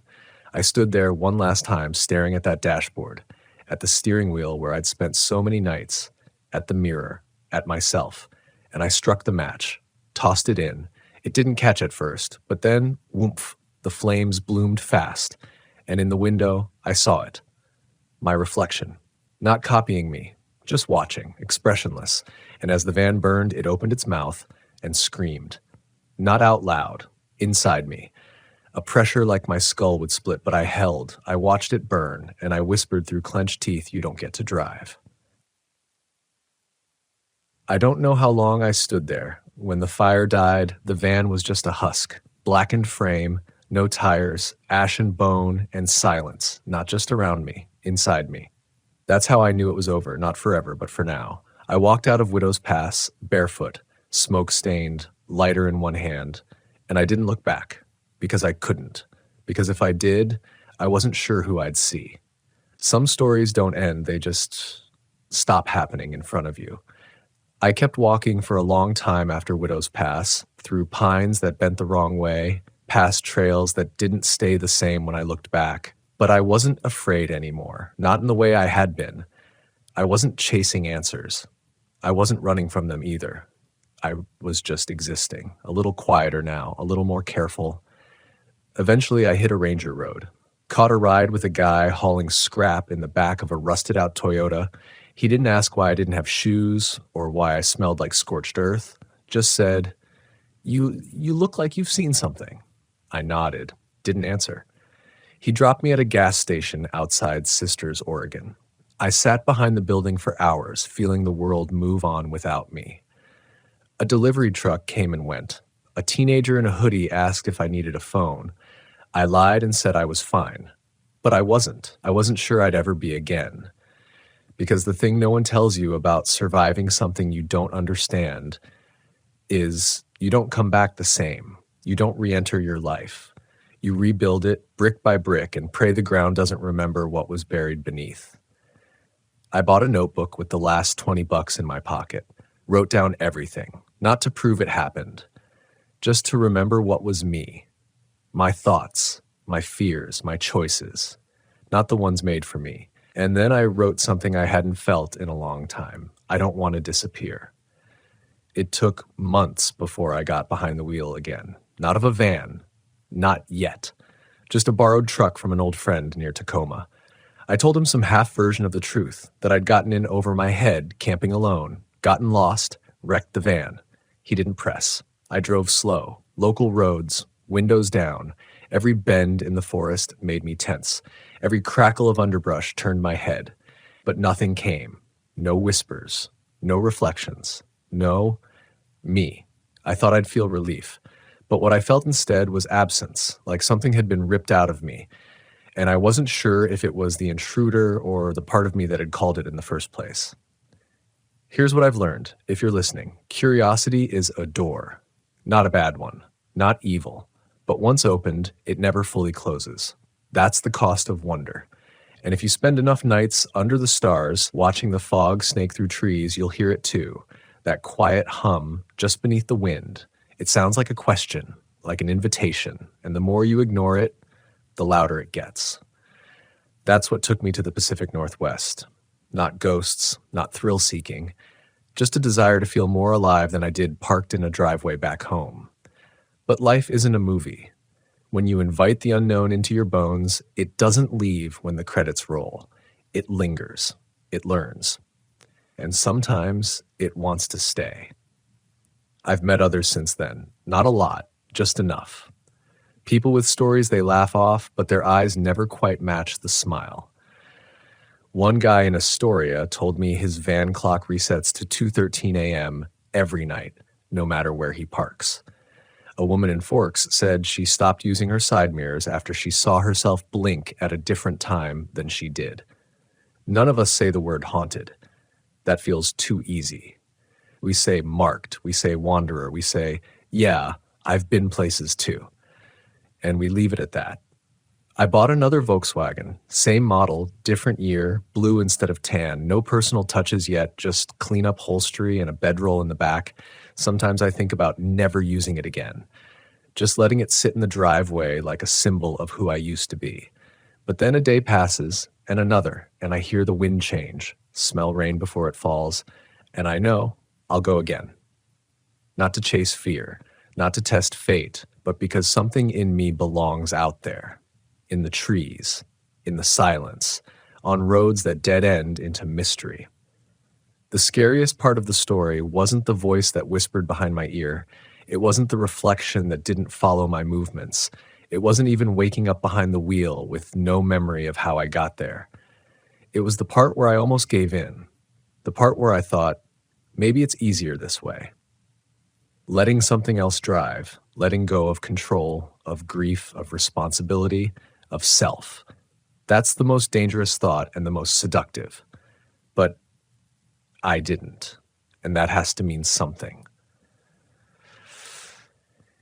If you're out there listening, parked in your van with the wind howling outside your window, if you're deep in the woods and the air feels a little too still, if you hear something breathing in time with you, remember, your story isn't over unless you give it away. Fear will knock, the unknown will press, and the silence will tempt you to forget who you are. But you're the driver. And when the road vanishes, when the stars don't look quite right and something stirs in the back of the van, turn on the light, look it in the eye, and say, not tonight, because the road is still yours. Because you're still here. And because sometimes the scariest, strongest thing you can do is keep driving. I used to believe that solitude in nature was the cure for everything. That if you drove far enough into the wilderness, far enough away from cell towers and office buildings and the low hum of suburban life, you'd find something sacred, maybe even a version of yourself you'd forgotten. That's why I bought the Volkswagen Westfalia. Not because I needed a vehicle, but because I needed an escape. What I didn't realize was that sometimes the wilderness doesn't give you what you want. Sometimes it gives you what you've spent your whole life trying to forget. It was mid-October when I pulled into Elks Ridge Campground, a forgotten spit of dirt tucked into the Colorado Rockies, 3 hours past the last reliable gas station. The kind of place where firewood is sold on the honor system and bears outnumber people 10-1. I'd read about it on an old message board. Breathtaking views, isolated, quiet, no rangers, no crowds. That last part sounded like heaven. I was 37, recently out of a relationship that had lasted 5 years too long, and still trying to convince myself that loneliness was a sign of strength, not failure. My Westie was packed with the essentials: coffee beans, a French press, thermal blankets, a copy of Into the Wild, and a .38 snub nose my uncle had gifted me just in case. I didn't think I'd ever need it. Not really, but something told me to bring it anyway. The drive up was smooth, if a little eerie. The trees along Route 74 stood like sentinels, their burnt orange leaves barely rustling, like they were holding their breath. It had that off silence, the kind that makes you check your mirrors more often than usual, even though you're the only car for miles. I chalked it up to nerves. I'd been wound tight lately, and this trip was supposed to loosen the knots. When I finally arrived at the campground, it was everything I'd hoped for: a panoramic view of the valley, crisp alpine air, and not a single soul in sight. Just me, the van, and a horizon that went on forever. I parked in spot number 6, the highest site, the most isolated, nestled at the end of a gravel path barely wide enough for the Westie. The slope below it dropped fast, about 40 feet down to a shallow creek that cut through the forest. I remember thinking it looked like the kind of place where you could disappear. At the time, that felt like a luxury. The first night was quiet, peaceful even. I cooked some chili on the Coleman, played Springsteen off my old speaker, and wrote in a leather journal I hadn't touched in years. I wrote about starting over, about how this trip marked a new chapter, about finally being alone without being lonely. That night, the stars came out in sheets, thick and glittering. I fell asleep in the van, wrapped in wool, warm and drunk on the silence. But the silence didn't last. Sometime around 2 a.m., I woke up to a sound I couldn't place. At first, I thought it was just the wind, but it had a pattern to it. 3 slow knocks, then silence. Then again, 3. Knock, knock, knock. Not loud, more like tapping, like someone knocking on hollow wood. I sat up, heart already racing. The windows were fogged up from my breath, and the inside of the van was cold, like someone had opened a door. I checked the locks, all sealed. I reached for the flashlight and flicked it on, but I didn't get out. I listened. Knock, knock, knock. Then nothing. I waited an hour before I fell back asleep, convincing myself it was the branch of a tree against the van. The next morning I checked. No branches close enough to touch the body, and no wind strong enough to move anything heavier than a leaf. Still, I stayed. By the 3rd day, the feeling in my gut had shifted. The peace I'd come for had started to feel like exposure. I started jumping at small sounds. A squirrel darting through the brush made my skin crawl. I kept glancing up at the tree line as if something was watching. Not because I saw anything, but because my body felt it. That cold awareness you get when someone's standing behind you, breathing down your neck. But when you turn, nothing. That was the air at Elks Ridge, like it was breathing with you, but not for you. The second night, I tried sleeping with earbuds in, thinking maybe I just needed to block out the sounds. But that was worse. Not hearing made me imagine. Every creak of the van frame felt like a hand. Every rustle in the leaves was a boot step. Around 1 a.m., I pulled the buds out and sat up straight, gripping the flashlight and the revolver. That was the first time I heard the humming. It wasn't a song. Not really. It was more like a tone, a low, vibrating hum, faint enough that I thought it was in my own head, like the ringing you get after a concert. But the moment I stepped outside the van, barefoot on the cold dirt, I realized it was coming from down the slope, from the creek. I don't know what made me walk toward it. It wasn't courage. It was more like resignation. Like part of me already knew I wouldn't sleep until I saw what was down there. The flashlight beam shook in my hand as I made my way down the embankment, careful not to trip on the loose stones. My breath fogged in front of me, and every sound felt amplified. The crunch of gravel, the snap of twigs, my own heartbeat banging in my ears. The humming stopped when I was halfway down, cut off, like someone hit a switch. Dead silence. I stood still, scanning the creek bed, the black water barely moving, and that's when I saw it, a lantern. Old-fashioned, hanging from a thin branch over the water. But here's the thing.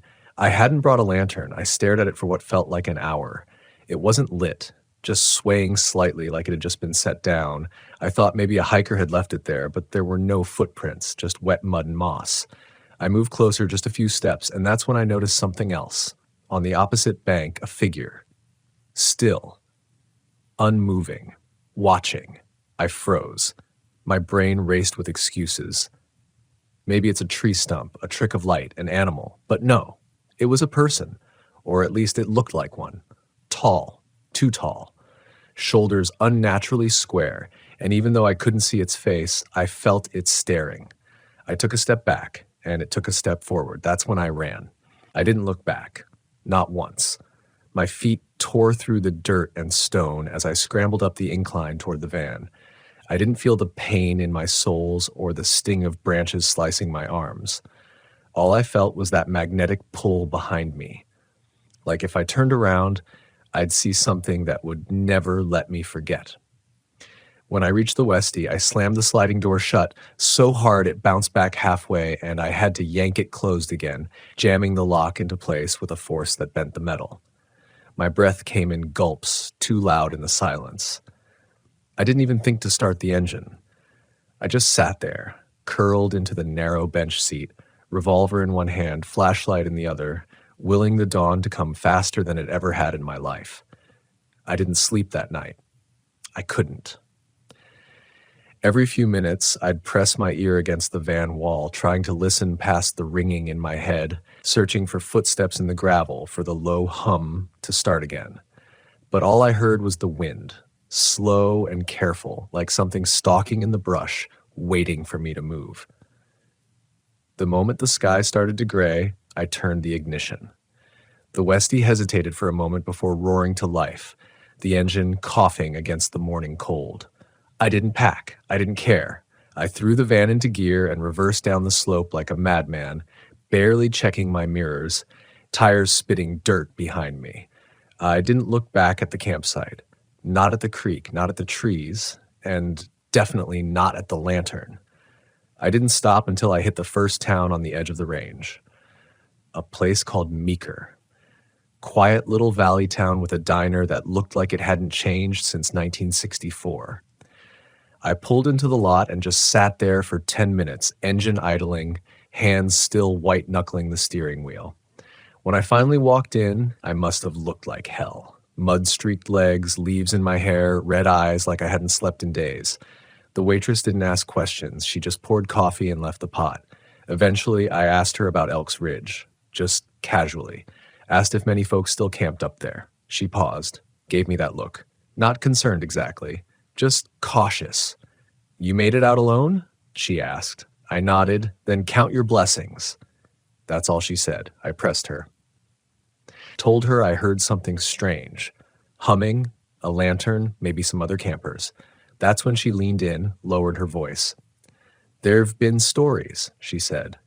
"For years, since before I was born. People seeing lights where there shouldn't be. Hearing music or voices calling them into the woods. Some folks come back real shook up. Others don't come back at all. That's why the rangers don't patrol up there much anymore. They say it's too remote, too dangerous. But it's more than that." She wouldn't say what, just shook her head and walked away. I stayed in Meeker that night, holed up in a cheap roadside motel, kept the blinds drawn and then the revolver under the pillow. But I didn't hear anything. No knocks, no humming, just silence, the good kind. For the first time in days, I slept. Not well, but I slept. You'd think I would have driven home the next morning and never looked back. But that's not what happened. I don't know if it was ego or some deeper part of me that needed closure. But I went back. Not to Elks Ridge, I wasn't that reckless, but to other sites, other ranges. I kept moving. Utah, New Mexico, northern Arizona. Each time I camped, I watched. I listened. I wrote it all down, what I felt, what I feared, what followed me, or what I thought did. And I started to notice a pattern. The silence always came first, the kind that didn't feel like peace, but absence. Like the land itself was holding something in. Then the shift in the air, the sense that the world had tilted a few degrees, and everyone else forgot to mention it. The knocks, the sounds that shouldn't be there, and sometimes, not always, the humming. That deep, vibrating hum. I started researching. Old forums, park ranger blogs, obscure Reddit threads. I wasn't the only one. Campers, hikers, loners in vans, we'd all seen something. Maybe not the same exact thing, but close enough to make your skin crawl.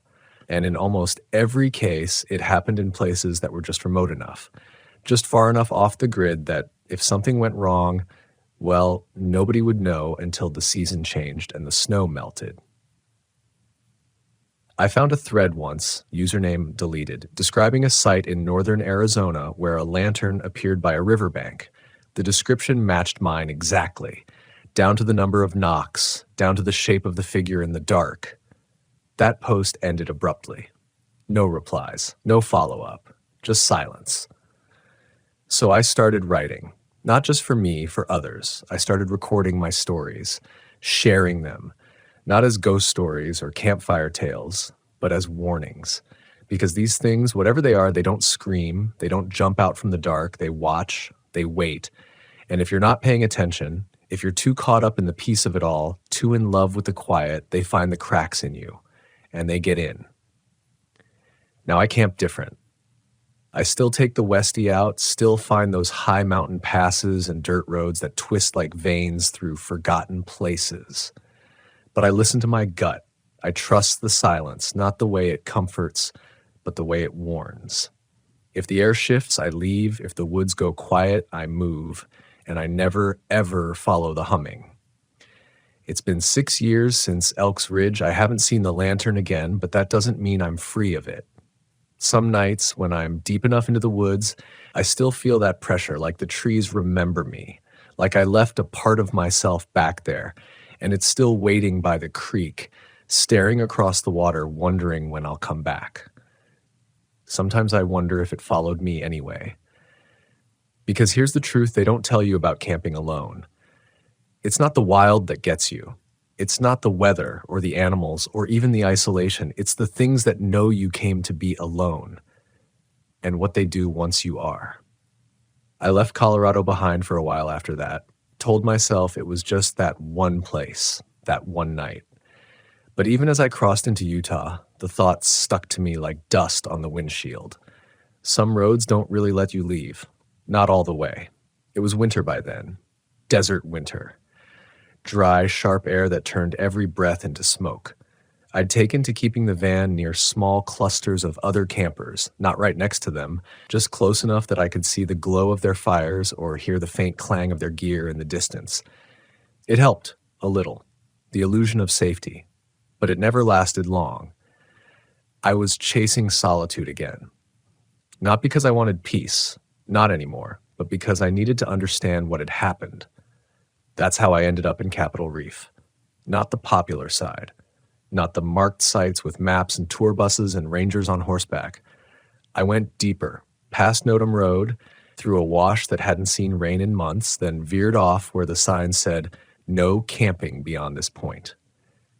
That's where I found a stretch of red rock and sand that looked like something out of a dream. Or a memory. I wasn't sure which. There were petroglyphs etched into the cliff walls nearby, crude symbols, spiral shapes, figures with no faces and too many limbs. Ancient, the kind of thing that makes you remember how small you are. I took photos, studied them by lantern light in the van later that night, trying to match them to anything I'd seen online. But they didn't show up in any database. They felt older than language. There were only 2 other campers within a mile of me, and they left before sunset. I watched their taillights vanish into the dust, then stood there in the silence, the canyon sound of their departure like it had never happened. That's when I started hearing it again. Not the humming this time. This was something else. Whispers. They started as nothing more than static in my ears, the kind you get when your blood pressure spikes. But then they shaped into syllables. Almost words. I couldn't make them out, not clearly, but they moved as if they were circling the van, drifting just beyond the light. I turned off the lantern, stood in the dark, pressing my palm against the side of the van, trying to feel if anything was out there. Nothing, just stone and wind. Then I saw the footprints, not mine, not fresh, but deep, too deep, like something heavy had passed through. They led away from the van and into a narrow crack between 2 cliffs, a passage maybe 4 feet wide. I shouldn't have followed them. I knew I shouldn't. But something pulled at me, not curiosity, not fear. It was something colder, like an instinct that didn't belong to me, urging my legs to move. So I did. I took the flashlight, but kept it off. I wanted to see if the dark had its own rules. The crack in the cliffs led to a hollow, a stone chamber carved by wind and time. The sky above it was just a sliver, like a mouth barely open. That's where I found the circle. Stones, perfectly arranged. A ritual shape, too deliberate to be natural. In the center, a pile of ash. No wood, no remains. Just ash, like something had burned there long ago. Something that wasn't meant to. That's when I heard the voice. Clear. Sharp. Right behind me. You came back. I turned so fast I nearly lost my balance, flashlight beams slashing across the stone. But there was no one, just the canyon wall breathing cold air down my neck. I ran. This time, no hesitation. I sprinted out of the crevice, tripped over the uneven rock, scraped my hands, didn't stop. I threw myself into the van, slammed the door, turned the key. The engine stuttered, once, twice, then roared awake. As I reversed, the headlights hit something. A man, standing at the mouth of the canyon, but not really. He was too still. His arms hung limp, head tilted too far to one side. And even though the beam of the lights hit his chest, there was no shadow. None. I blinked and he was gone. I didn't sleep that night, didn't eat. I just drove, through the dark, through the dawn, until I found pavement again, found cell signal, found people. I didn't tell anyone what I'd seen. What would I even say? But I did go back to those petroglyphs. Not physically, I couldn't. I was too shaken. But I pulled up the photos I took, zoomed in, studied them for hours in a motel room off Highway 89, and that's when I saw it. One of the figures, the tall one, the one without a face, was holding a circle of stones in its hands, and inside that circle, another figure, a smaller one, on its knees, head bowed, like it was offering itself or being held. I don't know what's out there. I don't know if it's one thing or many, if it's ancient or just very good at pretending to be. But I know this. It doesn't always show up the same way.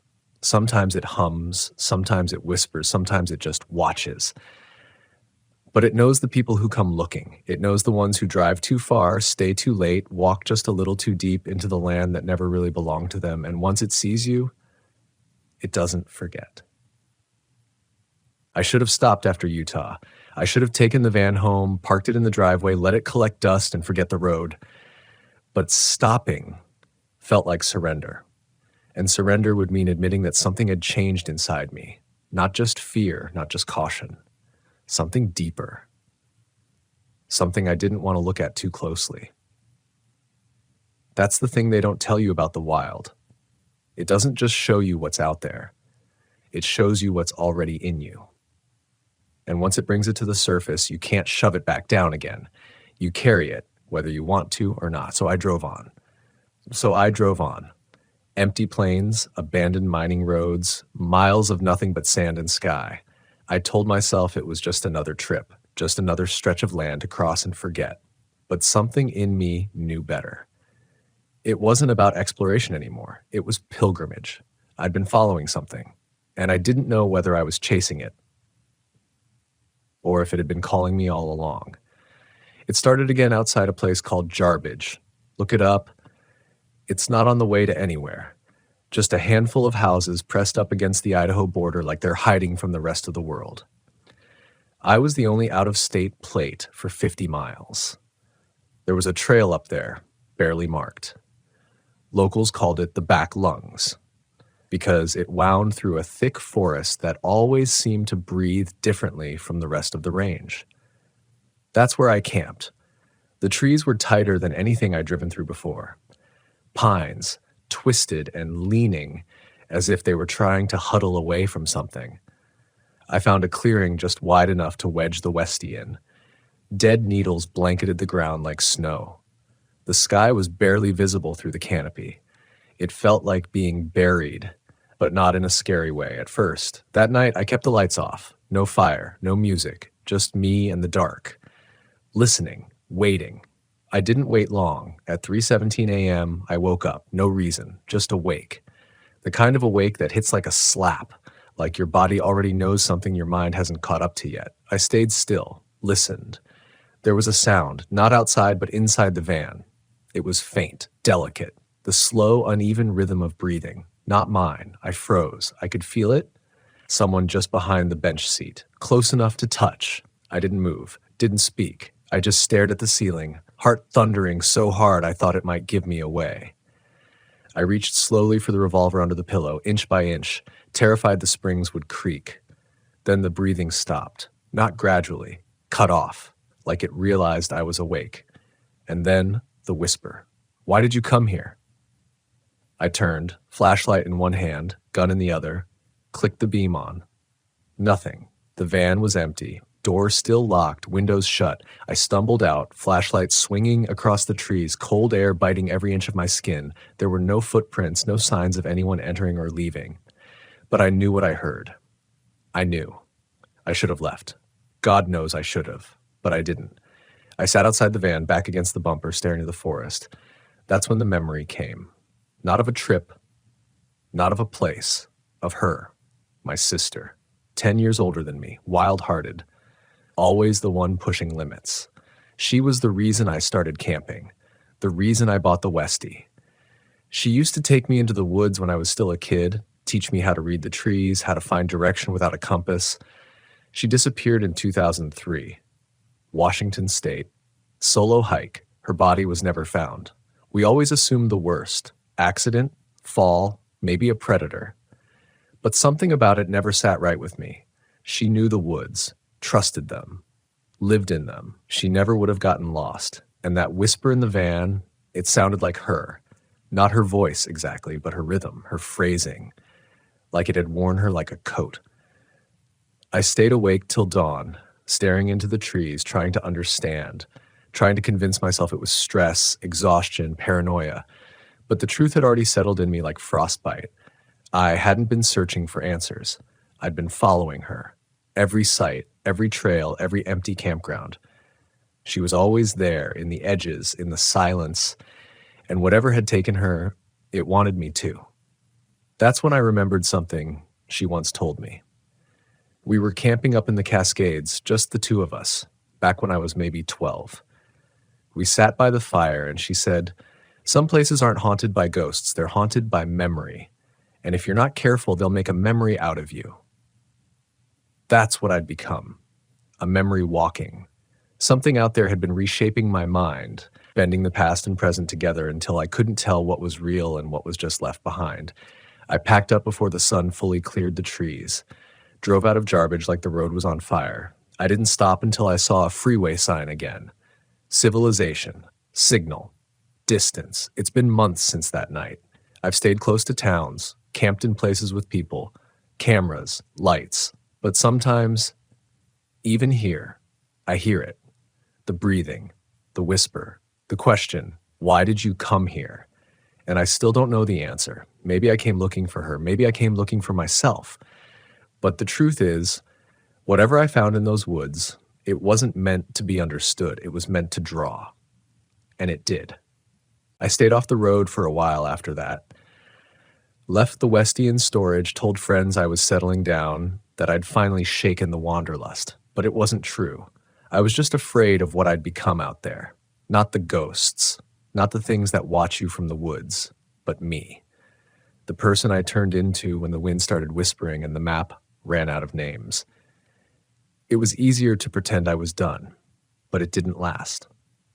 One night, I was walking through my neighborhood just after midnight, trying to wear off the dreams that kept waking me with her voice still ringing in my ears, and I saw it. Parked under a street lamp at the edge of the cul-de-sac, a Westphalia, not mine, a different one, same color, same year, but the license plate, it was her old plate.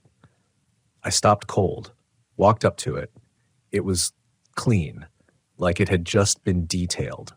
Inside, a flannel blanket folded across the passenger seat, the exact one she used to wrap around her shoulders on those early mountain mornings. I reached for the handle. It was unlocked. I opened it slowly, expecting an alarm, or someone to yell, or for the image to fall apart like a hallucination does when the light hits it just right. But it didn't. Instead, I found something lying on the floor beneath the driver's seat. A map. Folded, creased, worn, with her handwriting across the top. Don't follow. But if you must, be ready to lose the rest of yourself. There were 3 red X's marked along a stretch of mountain road in Northern California. I knew what it meant, and I knew I had no choice but to go. It took me 2 days to get the Westie out of storage. I tuned her up myself, changed the oil, checked the brakes, not because I thought I'd be coming back, but because I knew if I was going to vanish like she did, I'd do it with dignity, with the engine humming beneath me like a heartbeat. I didn't tell anyone where I was going. Didn't want to give them the chance to stop me, or worse, to follow. The forest road was barely a road. Gravel, mostly, overgrown with pine limbs hanging low like arms reaching down to catch you before you changed your mind. The deeper I drove, the less signal I had, the less self I had. The trees swallowed sound, light, time. The first X on the map led me to a broken down fire tower. It looked like it hadn't been used in decades. I climbed halfway up, stopped when I saw the carvings in the wood. Names. Hundreds of them. Some etched fresh, some faded, and at the very top, carved into the steel beam that held the structure upright. The ones who remember never really leave. I stayed the night under the tower, no fire. Just me and the sound of something moving just outside the ring of silence. I didn't try to see it, didn't need to. It wasn't threatening me, it was studying me, like it was trying to decide if I was worthy of the next step. The next morning, I moved on. The second X led to a lake, still, silent, like it had never been touched by wind or fish or man. I knelt by the edge, stared into the reflection, and saw her. Not her face, not really, but her presence. A silhouette just behind mine, staring with me. Eyes not visible, but felt. She wasn't warning me anymore. She was welcoming me. That scared me more than anything I'd seen on this whole damn journey. Because in that moment, I realized I didn't want to find her. I wanted to join her. That's the trap. The final hook. These places, these things, they don't just haunt you with fear.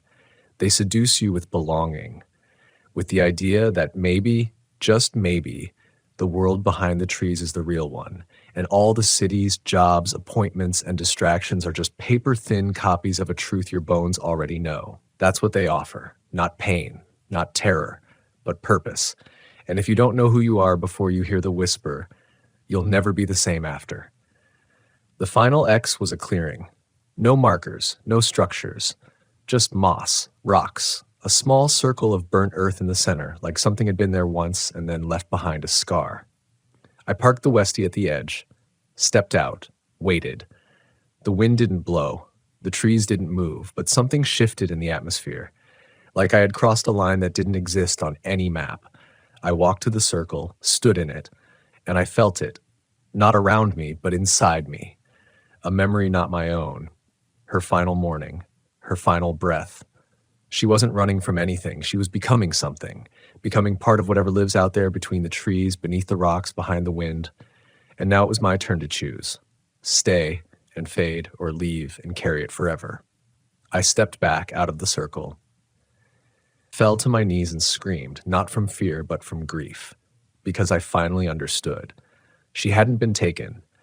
She'd given herself. And I almost did too, but I couldn't, not yet. Maybe not ever.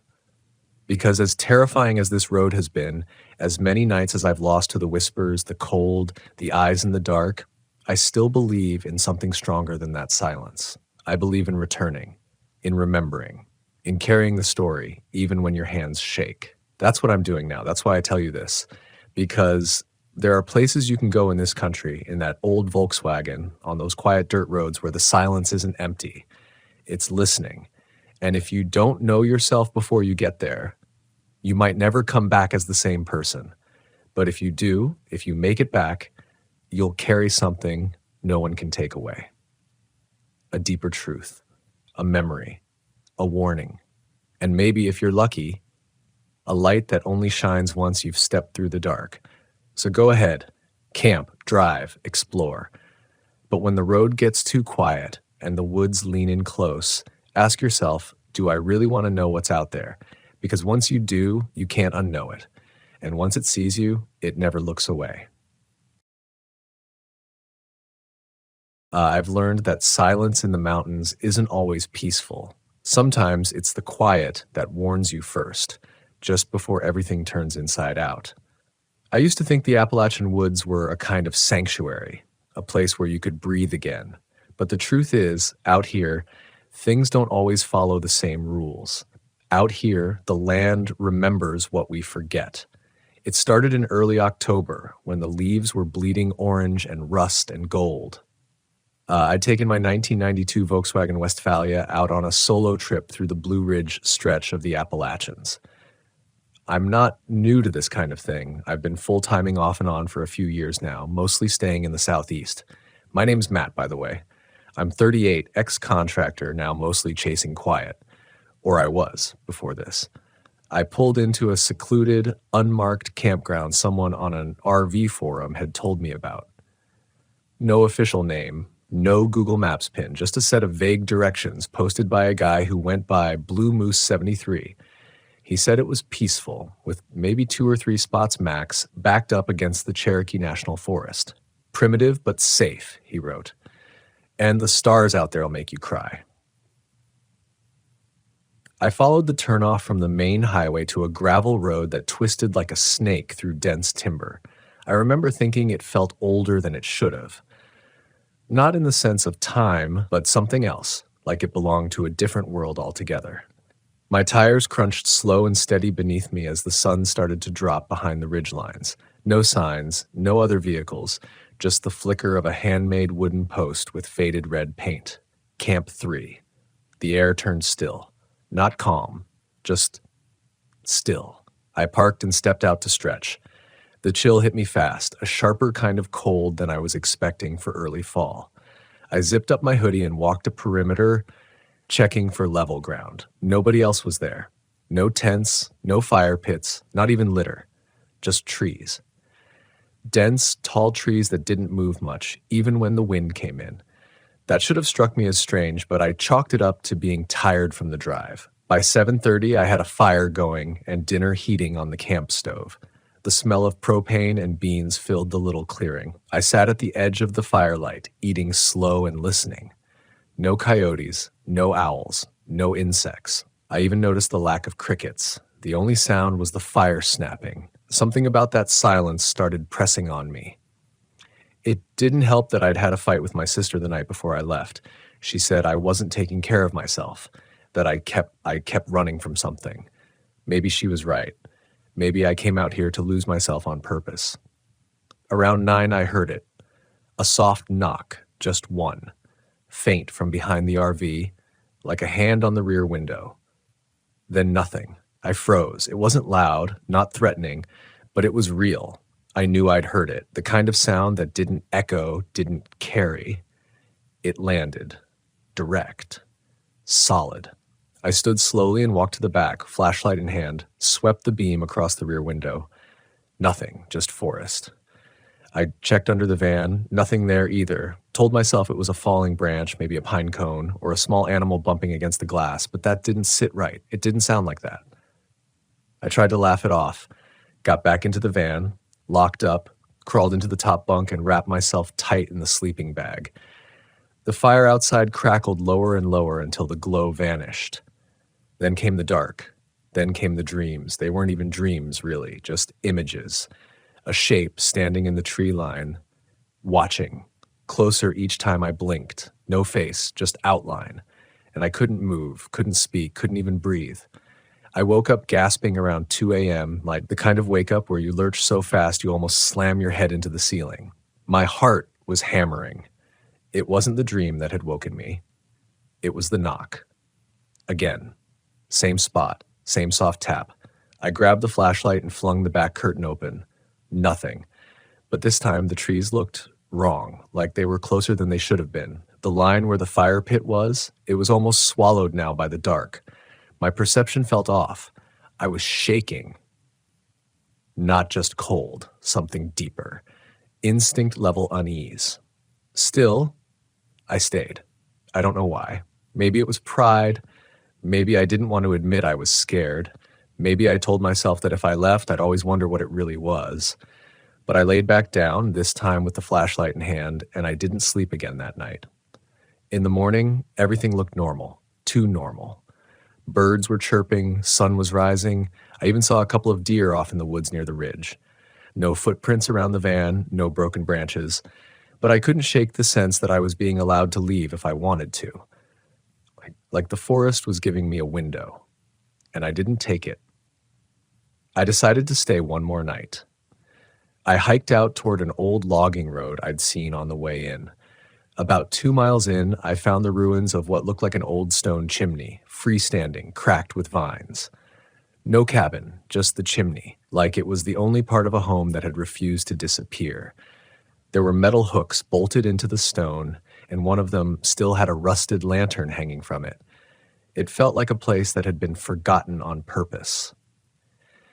I stayed maybe 10 minutes before I turned back. The woods were colder there. No wildlife. The wind sounded different, less like wind, more like whispers. But when I tried to focus, it was gone. And yet I could still feel something pulling at my thoughts. A phrase kept echoing in my head, "Don't turn around." It wasn't my voice. That night, the silence was even thicker, like sound couldn't survive out there anymore. No knock this time. Instead, I heard footsteps. Not close, just out of view, circling, slow, measured. They crunched leaves like they wanted to be heard, like they were trying to drag me out of the van into the dark. I killed all my lights. Sat there in the bunk, barely breathing. And then the worst part, they stopped, not faded. Stopped right behind the van. They stopped right behind the van, and the silence afterward was louder than anything I'd heard in my life. I sat there, gripping the flashlight so tight my knuckles went numb. I didn't dare turn it on. Light felt like an invitation, like eye contact. I didn't want to see what was out there because some part of me knew I'd never be able to unsee it. And then a sound I still can't explain. Breathing. But it wasn't human. Not heavy, not rapid. Slow. Deep. Ragged, like something pulling air through torn lungs. And it was close, not outside anymore. It sounded like it was inside the van's thin aluminum skin between the walls. I didn't move. I didn't blink. I just sat there, heartbeat crawling up my throat like a second pulse until the breathing stopped. Not faded. Stopped. Then came the scratching. Just one stroke, slow, along the outside paneling near the rear tire. A dragging fingertip, or claw, like it was marking the van, claiming it. I don't know how long I sat like that. Maybe an hour. Maybe 5. I only moved when the first thread of morning light cracked through the curtains. When it did, I unlocked the door and burst out barefoot into the clearing, flashlight raised like a weapon. Nothing. But the air smelled different, sour, metallic, like blood and moss and something dead under the leaves. That's when I saw it. On the rear panel of the van, just above the tire well, 4 long scratches. Parallel, deep, cut clean through the paint, down to the steel. Too wide for animal claws, too precise for tools. I didn't take pictures. I didn't examine them. I just threw everything inside the van, slammed the sliding door shut, and drove. I told myself I was done, that I wouldn't look back. But that's not the kind of story this is. 2 weeks later, I was back in town, doing laundry at this place near the foothills. I got to chatting with an older guy who ran the counter. Friendly, ex-park ranger type. I asked him offhand if he knew anything about an unmarked campground near Camp 3 Road out past the ridge. He paused. His whole posture shifted. "You say Camp 3?" he asked. I nodded. "Son," he said, "they closed that place off in '92. After 3 hikers disappeared and a 4th came back raving about trees that moved at night. Nobody believed him. He hung himself 2 years later." I asked him if there were bears out there. Or cougars. Something that could leave scratch marks on a van. He shook his head. "Animals avoid that stretch. You ever notice how quiet it gets out there?" I told him yes. That was the first thing I noticed. He just nodded and said, "Yeah, that's how it starts." That night, I couldn't sleep. I kept thinking about the dreams I had while I was up there. That shape, the way it moved closer every time I blinked, the way it never had a face. But something new was eating at me now. Something I hadn't realized until then. The shape in the dream, it had the same posture I did when I sleep, same profile, same outline. It was me, or something pretending to be. That's when I started to wonder if I'd actually left those woods behind. You can pack up, you can drive away, but some places don't stay put. And some things, if they follow you, they don't show up in mirrors or in your dreams. They show up in the quiet, in the pause between breaths. When the world is still, but your bones start to tremble. I didn't tell my sister the whole story, just said I got spooked, came home early. She gave me that look. You know, the one people give when they want to ask more but know you won't answer. She hugged me longer than usual. Over the next few weeks, things got strange. Electronics would die overnight, even brand new batteries. I'd hear tapping on the walls of my RV when it was parked in my driveway. A soft knock. Always at night, always from the back window. I stopped sleeping inside the van altogether. But the worst part was the dreams. They started again every night. Except this time I wasn't in the dream. I was watching someone else inside the van, lying where I had slept, breathing like I had, tossing, turning, and then the shape would appear from the trees, always just a little closer. One night, the dream changed. This time, I was the shape. I could feel the bark under my fingers. The weight of the leaves brushing against my shoulders. I was watching the van, watching me, and I felt nothing. No fear, no hesitation, just hunger, as if I wanted back in, as if the thing I'd left in those woods hadn't been a threat, it had been a trade. I woke up drenched in sweat, heart dead silent, like it had stopped during the dream. That's when I knew I'd brought something back with me. Or maybe left something behind. I don't tell this story to scare you. I tell it because too many people go into the woods thinking nature is neutral, that the worst thing you'll run into is a bear or a broken axle. But some parts of this country, they're old, older than us, older than names. They don't care about GPS signals or camp permits or friendly ranger advice. They care about patterns, about attention. And if you give them yours, even for one night, they might just notice you back. I tried to get rid of it. Whatever I'd brought back, I burned sage, I deleted GPS pins. I even considered selling the van, but that felt like giving someone else the infection, like passing off something cursed in a Craigslist listing. The thing is, it wasn't just dreams anymore. The tapping, the breathing, those things were symptoms. The real fear came from what was changing in me. I started losing time. At first, it was just seconds. I'd be brushing my teeth and look up to find the toothbrush still in my hand, but the mirror fogged, like I'd just stepped out of a shower. Then, minutes. I'd wake up in the driver's seat of the van with the keys in the ignition, parked somewhere I didn't remember going. One night I came to and realized I was standing barefoot in the woods near my house. No jacket, no flashlight, no memory of getting there. Just the sound of leaves breathing around me. That's what it sounded like. The leaves breathing. Inhale, exhale, waiting. That's when I stopped sleeping. But sleep finds a way. You can only hold it off so long before it crashes through you.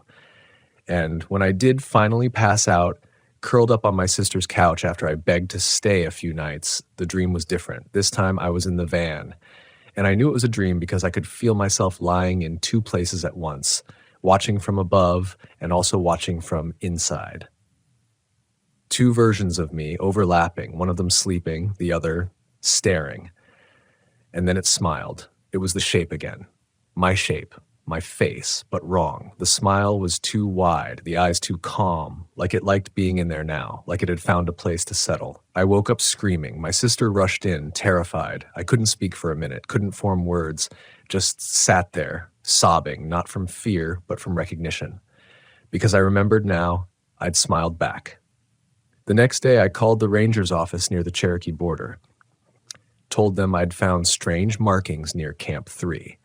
The guy on the phone went quiet, said nobody should be camping out there, said the whole area is under low-level observation for geological instability and cultural sensitivity, whatever that means. I asked him what he meant by cultural sensitivity. He hesitated. Locals say it's sacred ground, he said finally, but not in the churchy way, older than that. The kind of sacred where you don't go looking.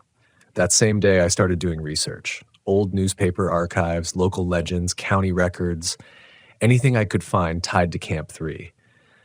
What I found made my skin crawl. Back in the early 1900s, that area was part of a logging route. Company town, gone now. A dozen or so families lived up there, deep in the hollers, isolated. Then people started going missing. First kids, then adults, entire family lines just gone. The official cause? Migration. But the journals told a different story. One entry from a trapper named Eli Hurston, dated 1912, read, "Heard the knocking again, like before, always after dark. Sarah says not to answer, not to open, but I saw my boy in the trees, and he smiled, but it wasn't him." Another, dated 1914, "We buried the door, cut down the markers, don't dream on the ridge, don't burn a fire past moonrise, don't answer the voice that sounds like you." That line broke something in me, the voice that sounds like you. It was never knocking, it was calling, testing, learning, trying on my shape like a shirt until it fit just right. I realized then I hadn't left the woods, not really. Part of me was still there, still walking, still circling the van, still staring in through the rear window, waiting for the moment the barrier would break completely. And it almost did. 2 nights ago, I woke up to find my front door open, wide open.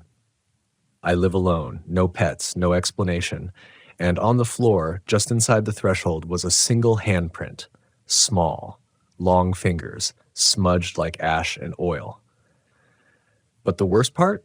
I recognized it, not because I'd seen it before, but because I felt it like my own hand had left it while I was sleeping or dreaming or being used. People think horror is about blood, about teeth, about monsters in the trees, but I've learned the worst kind of horror is recognition. Seeing something wrong and realizing it knows you, that it's not a stranger. It's wearing your thoughts, your voice, your memories like a second skin. I don't camp alone anymore. Hell, I don't camp at all.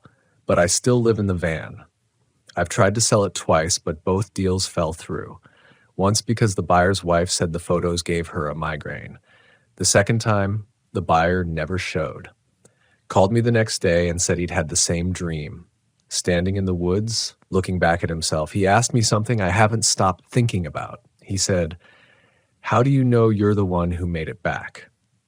And I didn't have an answer, because maybe I didn't. Maybe the person telling this story is just what came home. It's been 7 months. I've moved 3 times since all this started. Changed my number. I stopped using GPS altogether. My roots are paper only now. Ink and instinct. No more digital traces.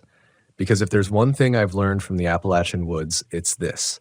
Some things can follow signal. I keep the van locked up, double bolted, but I still sleep with one eye open. There are nights when I feel it pressing in, like the walls are thinner than they should be. Like something on the other side is pressing a hand to them, listening for my breath. And sometimes I think it is me. There's this fear I can't shake that somewhere in the space between dreaming and waking, I made a trade.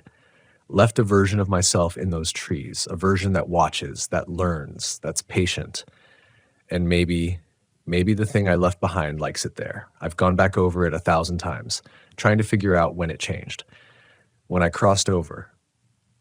Was it the night I saw the scratches, the dream with the van? Or did it start earlier when I first ignored that feeling in my gut? Because that's the real lesson, isn't it? It wasn't the breathing, or the dreams, or the sounds outside the van. It was me. I ignored myself. I betrayed my instincts. And I know I'm not the only one. We go out there, us RVers chasing solitude, freedom. We park under the stars and pretend we're invincible behind aluminum walls and blackout curtains. But sometimes those curtains aren't to keep things out.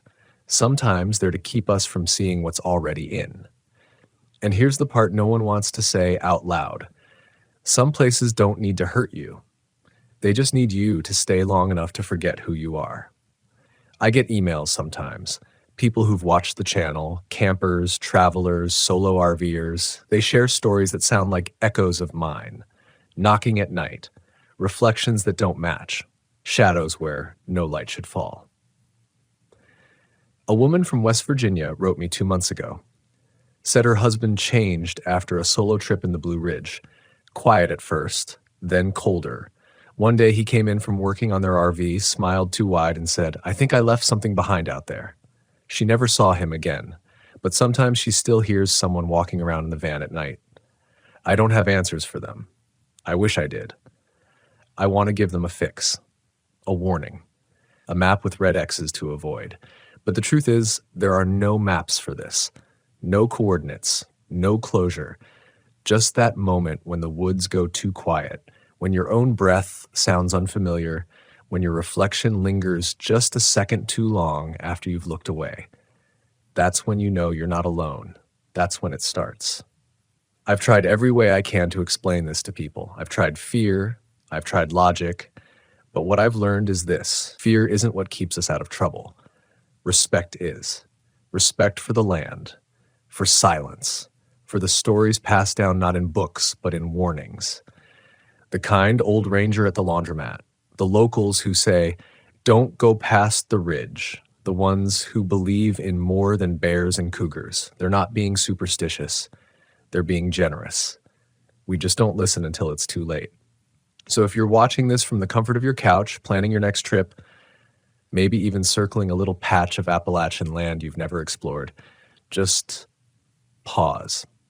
Ask yourself, why is it still unmarked? And if you ever find yourself in a place that feels wrong for no reason, leave.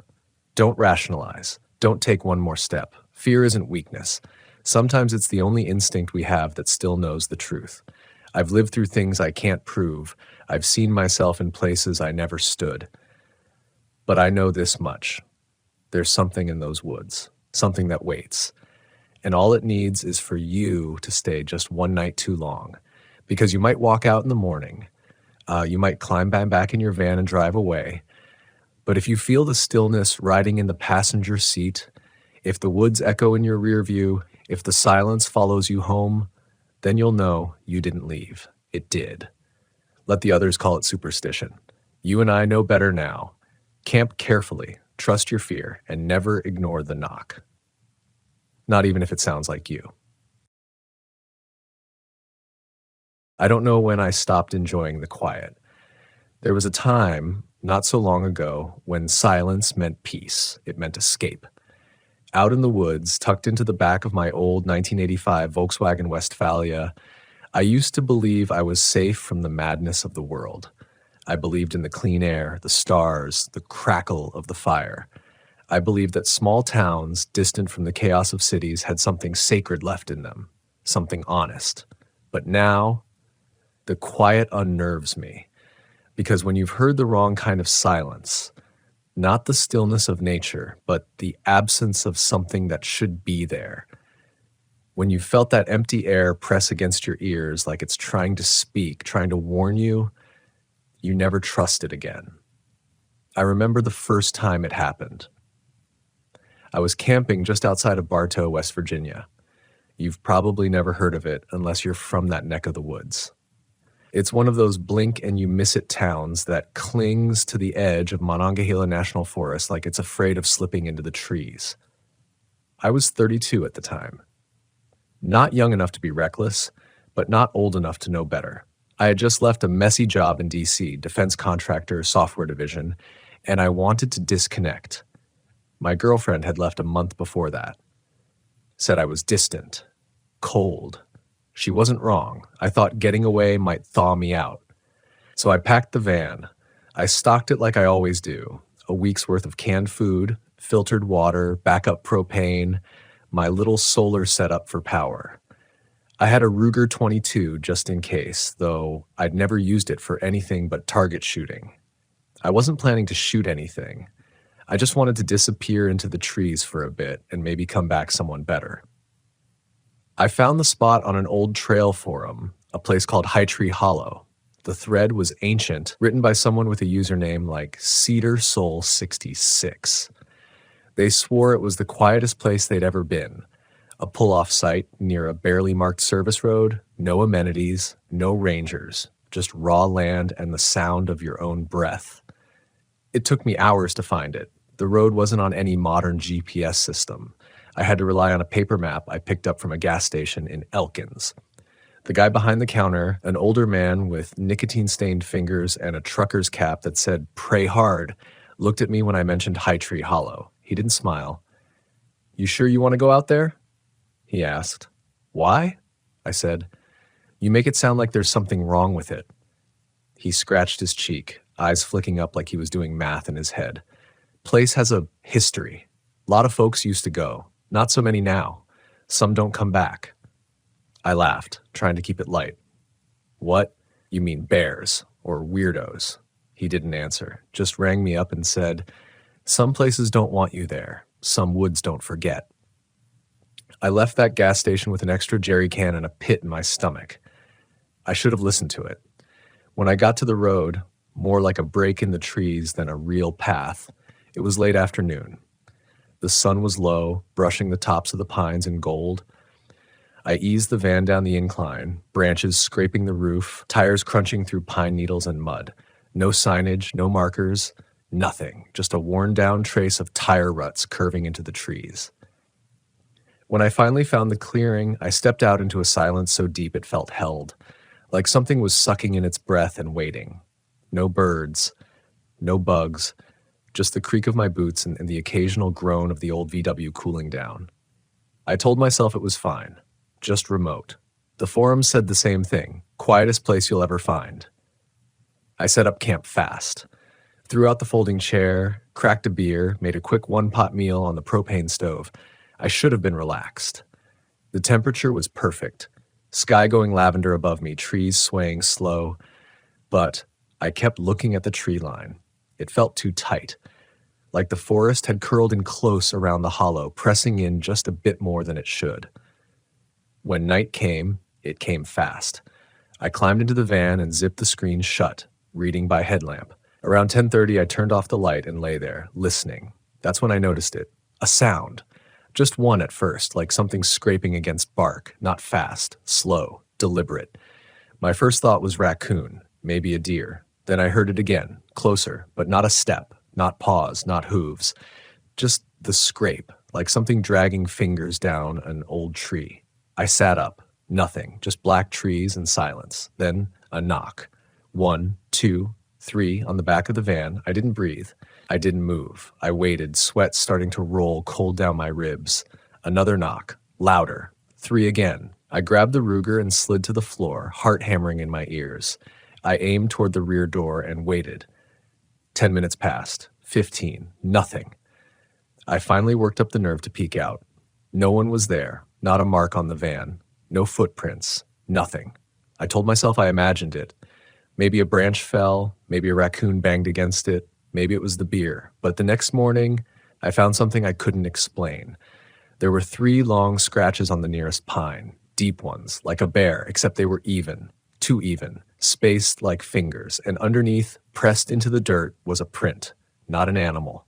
A foot. Bare. And the weirdest part? There was only one. I stared at that single bare footprint for a long time. Not moving. Not thinking. Just staring.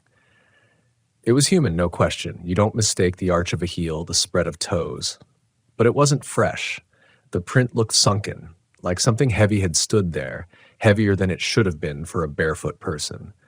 And the edges of the print weren't moist with dew or damp from last night's fog.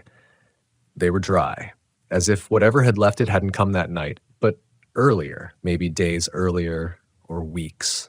Maybe it had been waiting. I found myself scanning the tree line again. I don't know why. You don't expect answers out there. But there was this gnawing in my gut that something was watching me. Something old. Patient. I packed up fast, tossed my pan back into the drawer, cranked the pop top down with shaky hands, and threw the van into gear before my coffee even finished brewing. I didn't tell anyone. I didn't stop in Bartow or call a ranger. What could I say? That I got spooked by some scratches and a footprint, that something knocked on my van in the middle of the night, and I felt it rather than saw it? You don't lead with that kind of story. So I drove west. I thought distance would fix it. That if I just kept moving, I'd forget that pressure in my chest, that creeping, invisible weight behind my eyes. I told myself I'd stop for a proper camp when I hit Kentucky. Just some back roads, maybe somewhere near Daniel Boone National Forest, somewhere warmer, brighter, less hollow. But 2 nights later, in a town called Moorhead, I pulled off into a little roadside campground just before midnight, and I noticed something strange. There was a van there, not just any van, a Westphalia, same model, same year, same color as mine. I thought, no way, coincidence, has to be, but something inside me didn't buy it. Because it was parked the same way I do, angled to the tree line, nose out, back toward the slope. And the curtains drawn, just like I do when I'm sleeping, only the van had no plates. I didn't approach. I just stared from my own sight, engine still cooling. Something told me not to disturb it, like poking a beehive. Even if you don't see the swarm, you know they're in there. I left before sunrise. From that night on, the van kept showing up in random places. Rest stops, forest roads, even once outside a closed-down gas station in Arkansas. Always parked, always quiet, no one in sight. Same model, same pale blue, no tags. It wasn't until I pulled into a state forest near Broken Bow, Oklahoma, that I finally saw the door open. It was late again, twilight. I just found a pull-off near the river. I was exhausted. Days of rough sleep and paranoia had worn me down to a wire. I told myself I'd go one night without fear. One night with music on and the van doors open. I was even going to make chili, but as I was setting up the table, I heard that familiar tick-tick-tick of a cooling engine not 20 yards away. I turned slowly, and there it was, parked behind a stand of cypress. Identical. Even the dent above the passenger wheel well, I had no doubt now. It wasn't like my van. It was mine. I walked forward, not thinking, not afraid, not yet. Just confused. Dazed, and that's when the side door slid open. No sound. Just smooth, silent motion. Inside it was dark, no lights, no movement. But the shape of it, the sink, the cabinetry, the hammock netting, it was exact, like someone had copied my entire build from memory. And then I saw it. My old hat, the one I'd lost in Monongahela, brown canvas, frayed at the edges, the bill bent just how I liked it. It was sitting on the front seat. I froze, couldn't breathe, couldn't step back. All the tension from the last week crystallized in my limbs. And then a hand, slow, thin, pale as paper. It reached from the shadows inside and gently picked up the hat and placed it on the seat, as if to say, I know what you lost. I ran, didn't pack, didn't turn off the stove. I just jumped in my van, heart smashing against my ribs like it was trying to get out before I did. I drove until I saw highway signs again. I didn't stop for hours. Eventually, I made it to Texas. Slept in a well-lit Walmart parking lot, doors locked, weapon in reach. I told myself maybe it was a prank. Someone following me, a copycat. But that didn't explain the hat, didn't explain the timing, or the way it all felt connected. Like I'd opened a door back in High Tree Hollow and something had walked through it, wearing my shadow. It was in New Mexico that things took a darker turn. I'd driven out to a place near Chama, empty BLM land, nothing but scrub brush and red dirt. I figured wide open spaces meant safety. No tree lines, no shadows, just stars and sky and earth. I was wrong. The first night was fine, but the second I woke to find the driver's side window cracked open, just slightly, enough for a whisper. I hadn't opened it, and on the dashboard, a rock, not a big one, just smooth, round, and black. Set dead center, like a gift or a message. I picked it up. It was warm, not from sun. It had been 42 degrees that night, and the stone wasn't warm like metal or engine heat. It felt like skin, like it breathed heat. I threw it into the dirt, but in the morning it was back, same spot, except now it was wet. I didn't sleep the rest of that night. I sat in the driver's seat, headlights off, doors locked, clutching the Ruger and staring at that little black stone on the dash. It just sat there, wet, glossy like it had just come out of a river, but there was no water for miles. The nearest stream was back toward Colorado, hours behind me. And even if someone had placed it there, how had they gotten in? I always locked the van, always. It's muscle memory now. One of those things you do automatically, like checking the stove or unplugging your battery at night. I started to wonder if maybe I was slipping, losing track of time, forgetting things. I kept telling myself that until the third night. That's when it left something else, not on the dash. This time it was inside the bedding compartment, tucked beneath my pillow, a scrap of fabric. At first I thought it was trash. I nearly tossed it out the window. But when I looked closer, I realized what it was. It was a strip of the curtain from my van. My old van. The original set I had before I swapped them out last year. There was no possible way anyone could have had that unless they'd been inside before I changed them. Unless they'd been following me for longer than I realized. I felt a chill roll through me so deep I couldn't speak for a full minute. I just stood there, staring at that torn curtain, breathing like a trapped animal. The logical part of my brain wanted to explain it. Stalker. Copycat. Some twisted drifter with too much time and access. But another part, the older, more animal part, was starting to scream. because no matter how far I drove, it found me. The desert didn't stop it. The cities didn't stop it. The only thing that changed was what it left behind. And when I drove out to Arizona, a place called Willow Flat near the Vermilion Cliffs, I realized it wasn't just leaving things anymore. It was learning. It started to imitate me. It began small, subtle things. One morning, I found the stove had been lit. Not turned on, not prepped. Lit, like someone had made coffee. The mug I always used had a wet ring in the bottom, and there was a spoon beside it. I hadn't touched any of that. Then came the sounds. At first, it was just footsteps. Late at night, outside the van, pacing, slow, deliberate. But I was too afraid to look. I figured if I acknowledged it, if I made it real, I wouldn't be able to unsee it. But one night, I heard a voice. My voice. It came from outside the van. "Morning, bud. You want eggs or beans?" That's what I always say to myself when I wake up on solo trips. A dumb habit. Something I muttered just to break the silence. And it said it. Perfectly. Same inflection, same rhythm. Right down to the chuckle at the end. It sounded like a recording of me, but it wasn't tinny. It wasn't distant. It was right there, just outside the sliding door. I didn't open it. I didn't even breathe. The next day, I left Arizona behind and drove straight into Utah. I told myself I'd find a motel, maybe even a small-town sheriff. I didn't care if I sounded insane anymore.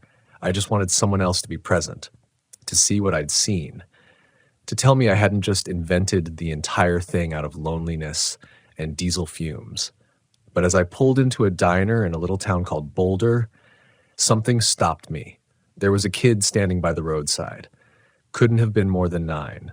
Dust on his jeans, holding a red plastic cup. As I passed, he raised his hand and waved. Not at my van, at me. And his mouth moved. He said something I couldn't hear, but I know what it was. I know because I lip-read it. And it was exactly what I told myself the first night in High Tree Hollow when I stepped out in that strange silence and said, half-jokingly, I could get used to this. He said it like he'd heard me say it 1,000 times. I hit the gas. I didn't look back. I don't think it's a person anymore. I don't think it ever was. There's something out there, something old and curious that started following campers, not hikers, not tourists, campers, specifically people who live out of their rigs, who sleep in vans, people who spend long nights alone in the dark, tucked just inside the border of wild land and civilization. Something in the quiet places, the overlooked places, something that hears your voice, your footsteps, your routines, and learns them, and then tries to step into them. Maybe it waits. Maybe it attaches to you like a tick, invisible, small, undetected at first. Then it grows. It starts mimicking you, leaves you messages, things you lost. Then it starts to answer for you. Speak in your voice. Take your place when no one else is watching. And maybe, just maybe, eventually, it becomes you. I don't stay in one place more than a night now. I don't use the same mug twice. I don't say anything out loud unless I have to. And I sure as hell don't look in mirrors when I wake up in the dark. Because sometimes, just sometimes, I catch something standing behind me in the reflection. Same height, same eyes, same scar on the chin. But it doesn't blink when I do. And it always smiles just a second too late. I made it to Idaho by week's end. I wasn't sleeping. I was barely eating. I'd become a shadow in my own routine, skipping familiar habits, never staying long, never saying much. People started to notice. At a gas station just outside Side Salmon, a woman behind the counter asked if I was okay, said I looked like I'd been chased through a storm backwards. She wasn't wrong. By that point, I'd stopped asking if it was real. I knew it was real. But knowing didn't help. There was nothing to do about it. No ranger hotline for being mimicked. No 911 category for being followed by yourself. It wasn't always in the same place. It didn't leave tracks or scratch marks anymore. It was subtler now. Smarter. Sometimes I'd wake up to find my van's windows slightly tinted, as if someone had put film over them while I slept. Other times, the contents of my drawers would be reversed. Forks in the knife spot. Flashlight on the right side instead of the left. Once, I found my phone playing a voice memo of a story I'd never recorded. But the voice was mine. It was a camping memory, told in my tone, in my cadence, but it was about a place I'd never been. And I kept asking myself, what happens when it finishes copying me? What happens when it knows me better than I do? I was running out of road. I crossed into Washington State on fumes, both literally and mentally, and parked deep in the woods north of Spokane. It wasn't a campground. It wasn't even marked on most maps. Just a dirt loop tucked between tall cedar stands. Remote, quiet, hidden. I thought, this will buy me time. But that night, something changed. It was the first time it spoke directly.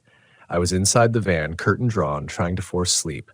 Rain was starting to fall, soft and steady on the pop top. For the first time in days, I felt the tiniest flicker of calm. That's when I heard it, right outside the door, my own voice, but not mimicking, not echoing, conversing. Hey, I think you dropped this. Then silence, then 3 knocks, soft, deliberate, right at my head level. I didn't move. I didn't speak. I barely breathed. It knocked again, 3 more times. Not angry, not demanding, patient.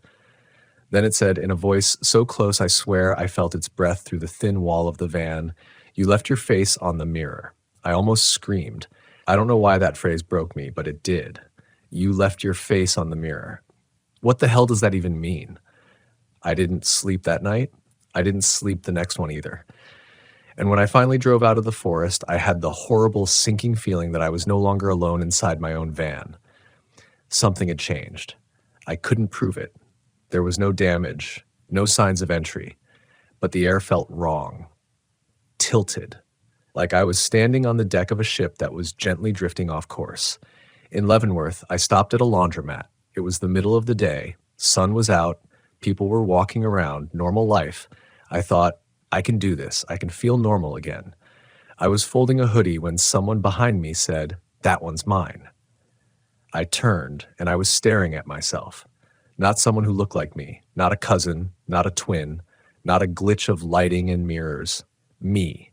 Same jacket, same hat. Same scar on the brow from the tree branch back in Oregon. He smiled, not wide, just a flicker, like he was trying it out. And then he walked out the door, calm, confident, like he belonged more than I did. I didn't follow. I couldn't. My legs wouldn't move. I just stood there, one hand on a hoodie I wasn't sure was even mine anymore, and felt my chest fill with a fear that didn't have a name. That was the moment I realized I might not be running from it anymore. I might be following it, that maybe, just maybe, I was the copy now. I drove until I couldn't anymore. Out of Leavenworth, I took the winding route up toward the North Cascades, avoiding major highways, staying off the grid, avoiding eye contact at gas stations and grocery stops. My face had become a liability, not because people recognized me, but because something else did. Every reflection, every passing shadow, every hello that sounded too familiar. I started seeing signs, patterns, flickers in the mirror that didn't match my movement. A delay in my smile, an expression I hadn't made yet. It was like walking beside a shadow that thought it was you. And somewhere along the line, I realized I wasn't just afraid of being followed. I was afraid of being replaced. That night, I parked deep in the Cascades, the kind of remote that doesn't show up on your GPS until it's already behind you. Pines towered overhead like sentinels, and mist curled through the underbrush. I should have felt safer there. I didn't. I opened every compartment in the van, emptied every drawer, flipped the mattress. I even searched underneath the floor matting as if I'd find a version of myself curled up and waiting, breathing shallow in the dark. Nothing, and still, it felt occupied. I remember standing in the middle of the van, hands on the ceiling brace, breathing hard. I said out loud for the first time in days, "What do you want from me?" Nothing answered, but something shifted. The van creaked. Not from wind, not from weight, from breath. That's the only way I can describe it. The metal around me flexed like lungs, slow and steady like something exhaling, like the vehicle itself had been hollowed out and filled with something else. I jumped outside. I stood barefoot in the cold moss and didn't care. The trees were silent, but the forest felt full. I turned in every direction, but I didn't see anything. Not at first. Only when I squinted did I notice the trail of footprints, not boot prints, bare feet, my feet. Same scar on the left heel, same arch. They led away from the van, through the trees, into the fog, and I realized it had left. Whatever it wasn't in the van anymore. It was walking in the woods. But that meant one thing I hadn't dared consider. It didn't need me anymore. It wasn't learning. It was done. That's what finally cracked me. Not the voice. Not the mirror. Not the face in the laundromat. What broke me was the indifference. It was finished. Like a child outgrowing a toy. A painter walking away from a finished portrait. I was no longer interesting. Just an echo. A shell. The imitation had become the original. And I was now optional. That was when I made my decision. I packed everything. I took the van down to the riverbank, and I lit the whole thing on fire. No drama, no shouting, just a single match. I watched the flames crawl up the side panel like old memories. I watched the curtains, my third set by then, curl into black paper. And I stood there, barefoot in the moss, until the propane tank caught. The sound echoed through the forest like thunder, a burst of white flame rising into the trees. I waited for something to come running. Nothing did. No face in the smoke. No shadow in the trees. Just silence. And when the smoke cleared, I started walking. No van. No route. No belongings except what I could carry. I didn't speak to anyone for 3 days. Didn't sleep indoors for a week. I just walked until the edges of my fear started to lose their sharpness, like glass worn smooth by the sea. And somewhere along that winding, nameless trail, I came to understand something that stayed with me to this day. It never wanted to hurt me. It never wanted to be me. It just wanted to see if it could. And once it did, it moved on. It's been 8 months since I torched the van. I haven't camped since, not in the traditional sense. No more boondocking, no more trailhead sleeping, no more remote mountain pullouts. These days, I stay near people. Motels, cheap rentals, cities even. Places where mirrors are fixed to walls and doors don't creak unless someone makes them. And yet, every night when I lie in bed, I still wonder, did it really leave me, or did I leave myself? Because sometimes when I catch my reflection in a diner window or the gleam of a faucet, I still get that flicker, that hiccup in my chest, like I'm watching someone else just a half second behind, a version that hasn't quite caught up, a shadow copy with a better grip on my routine than I ever had. And then I'll do something unplanned, knock over a cup, scratch my nose with the wrong hand, just to prove to myself I'm still me. But the truth is, I don't know anymore. Maybe that's the point. Maybe it never had to fully replace me. Maybe it just needed to teach me how easy it is to become something else entirely. And I think that's what scares me most, not the thing that followed me, not the footsteps or the voice or the imitation. What scares me is the permission it gave me to detach, to disappear, to fade out of one life and into another unnoticed. We spend so much time thinking we're the sum of our choices, where we camp, what we drive, the trails we hike, the routines we build in our little Volkswagens, our beautiful temporary cocoons of steel and fiberglass. But the truth is, those routines can be taken, those identities, the solo traveler, the brave nomad, the roadwise drifter, they can all be mimicked, stolen, worn like a coat. And if you're not careful, if you spend too many nights alone in the quiet, you might not notice the shift. The van door creaks the wrong way, your keys aren't in the pocket you always put them in. You say something and it echoes back before you finish. You start laughing at jokes you haven't made yet. That's how it begins. And soon, you're the copy. So here's what I've learned. Not from books, not from YouTube, but from the long, terrible quiet that comes after the mimicry ends. It's not the wilderness you have to fear. It's the reflection it leaves in you. That empty space that gets filled with something that's not quite you. Something watching, practicing, waiting for you to wear thin enough for it to slip through. The most dangerous RV camping in America? It isn't a campground. It isn't a town. It's isolation. It's routine. It's comfort you mistake for safety. It's believing that because your van is locked and your tank is full and your map is marked, you're in control. You're not. Out there, in the small towns and deep woods and forgotten pull-offs, there are things that don't need to chase you. They just wait. And sometimes they wait inside you.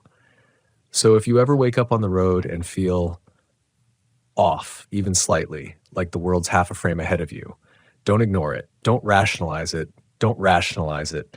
Don't say, I'm just tired, or it's just the altitude, or I've been driving too long, because that's when it gets in.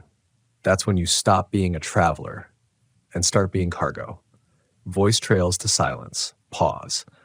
One final line, soft, slow close. I never bought another van, but sometimes late at night, I hear one idling outside my window, and whoever's inside is listening to my old voice memos and laughing just a second too late.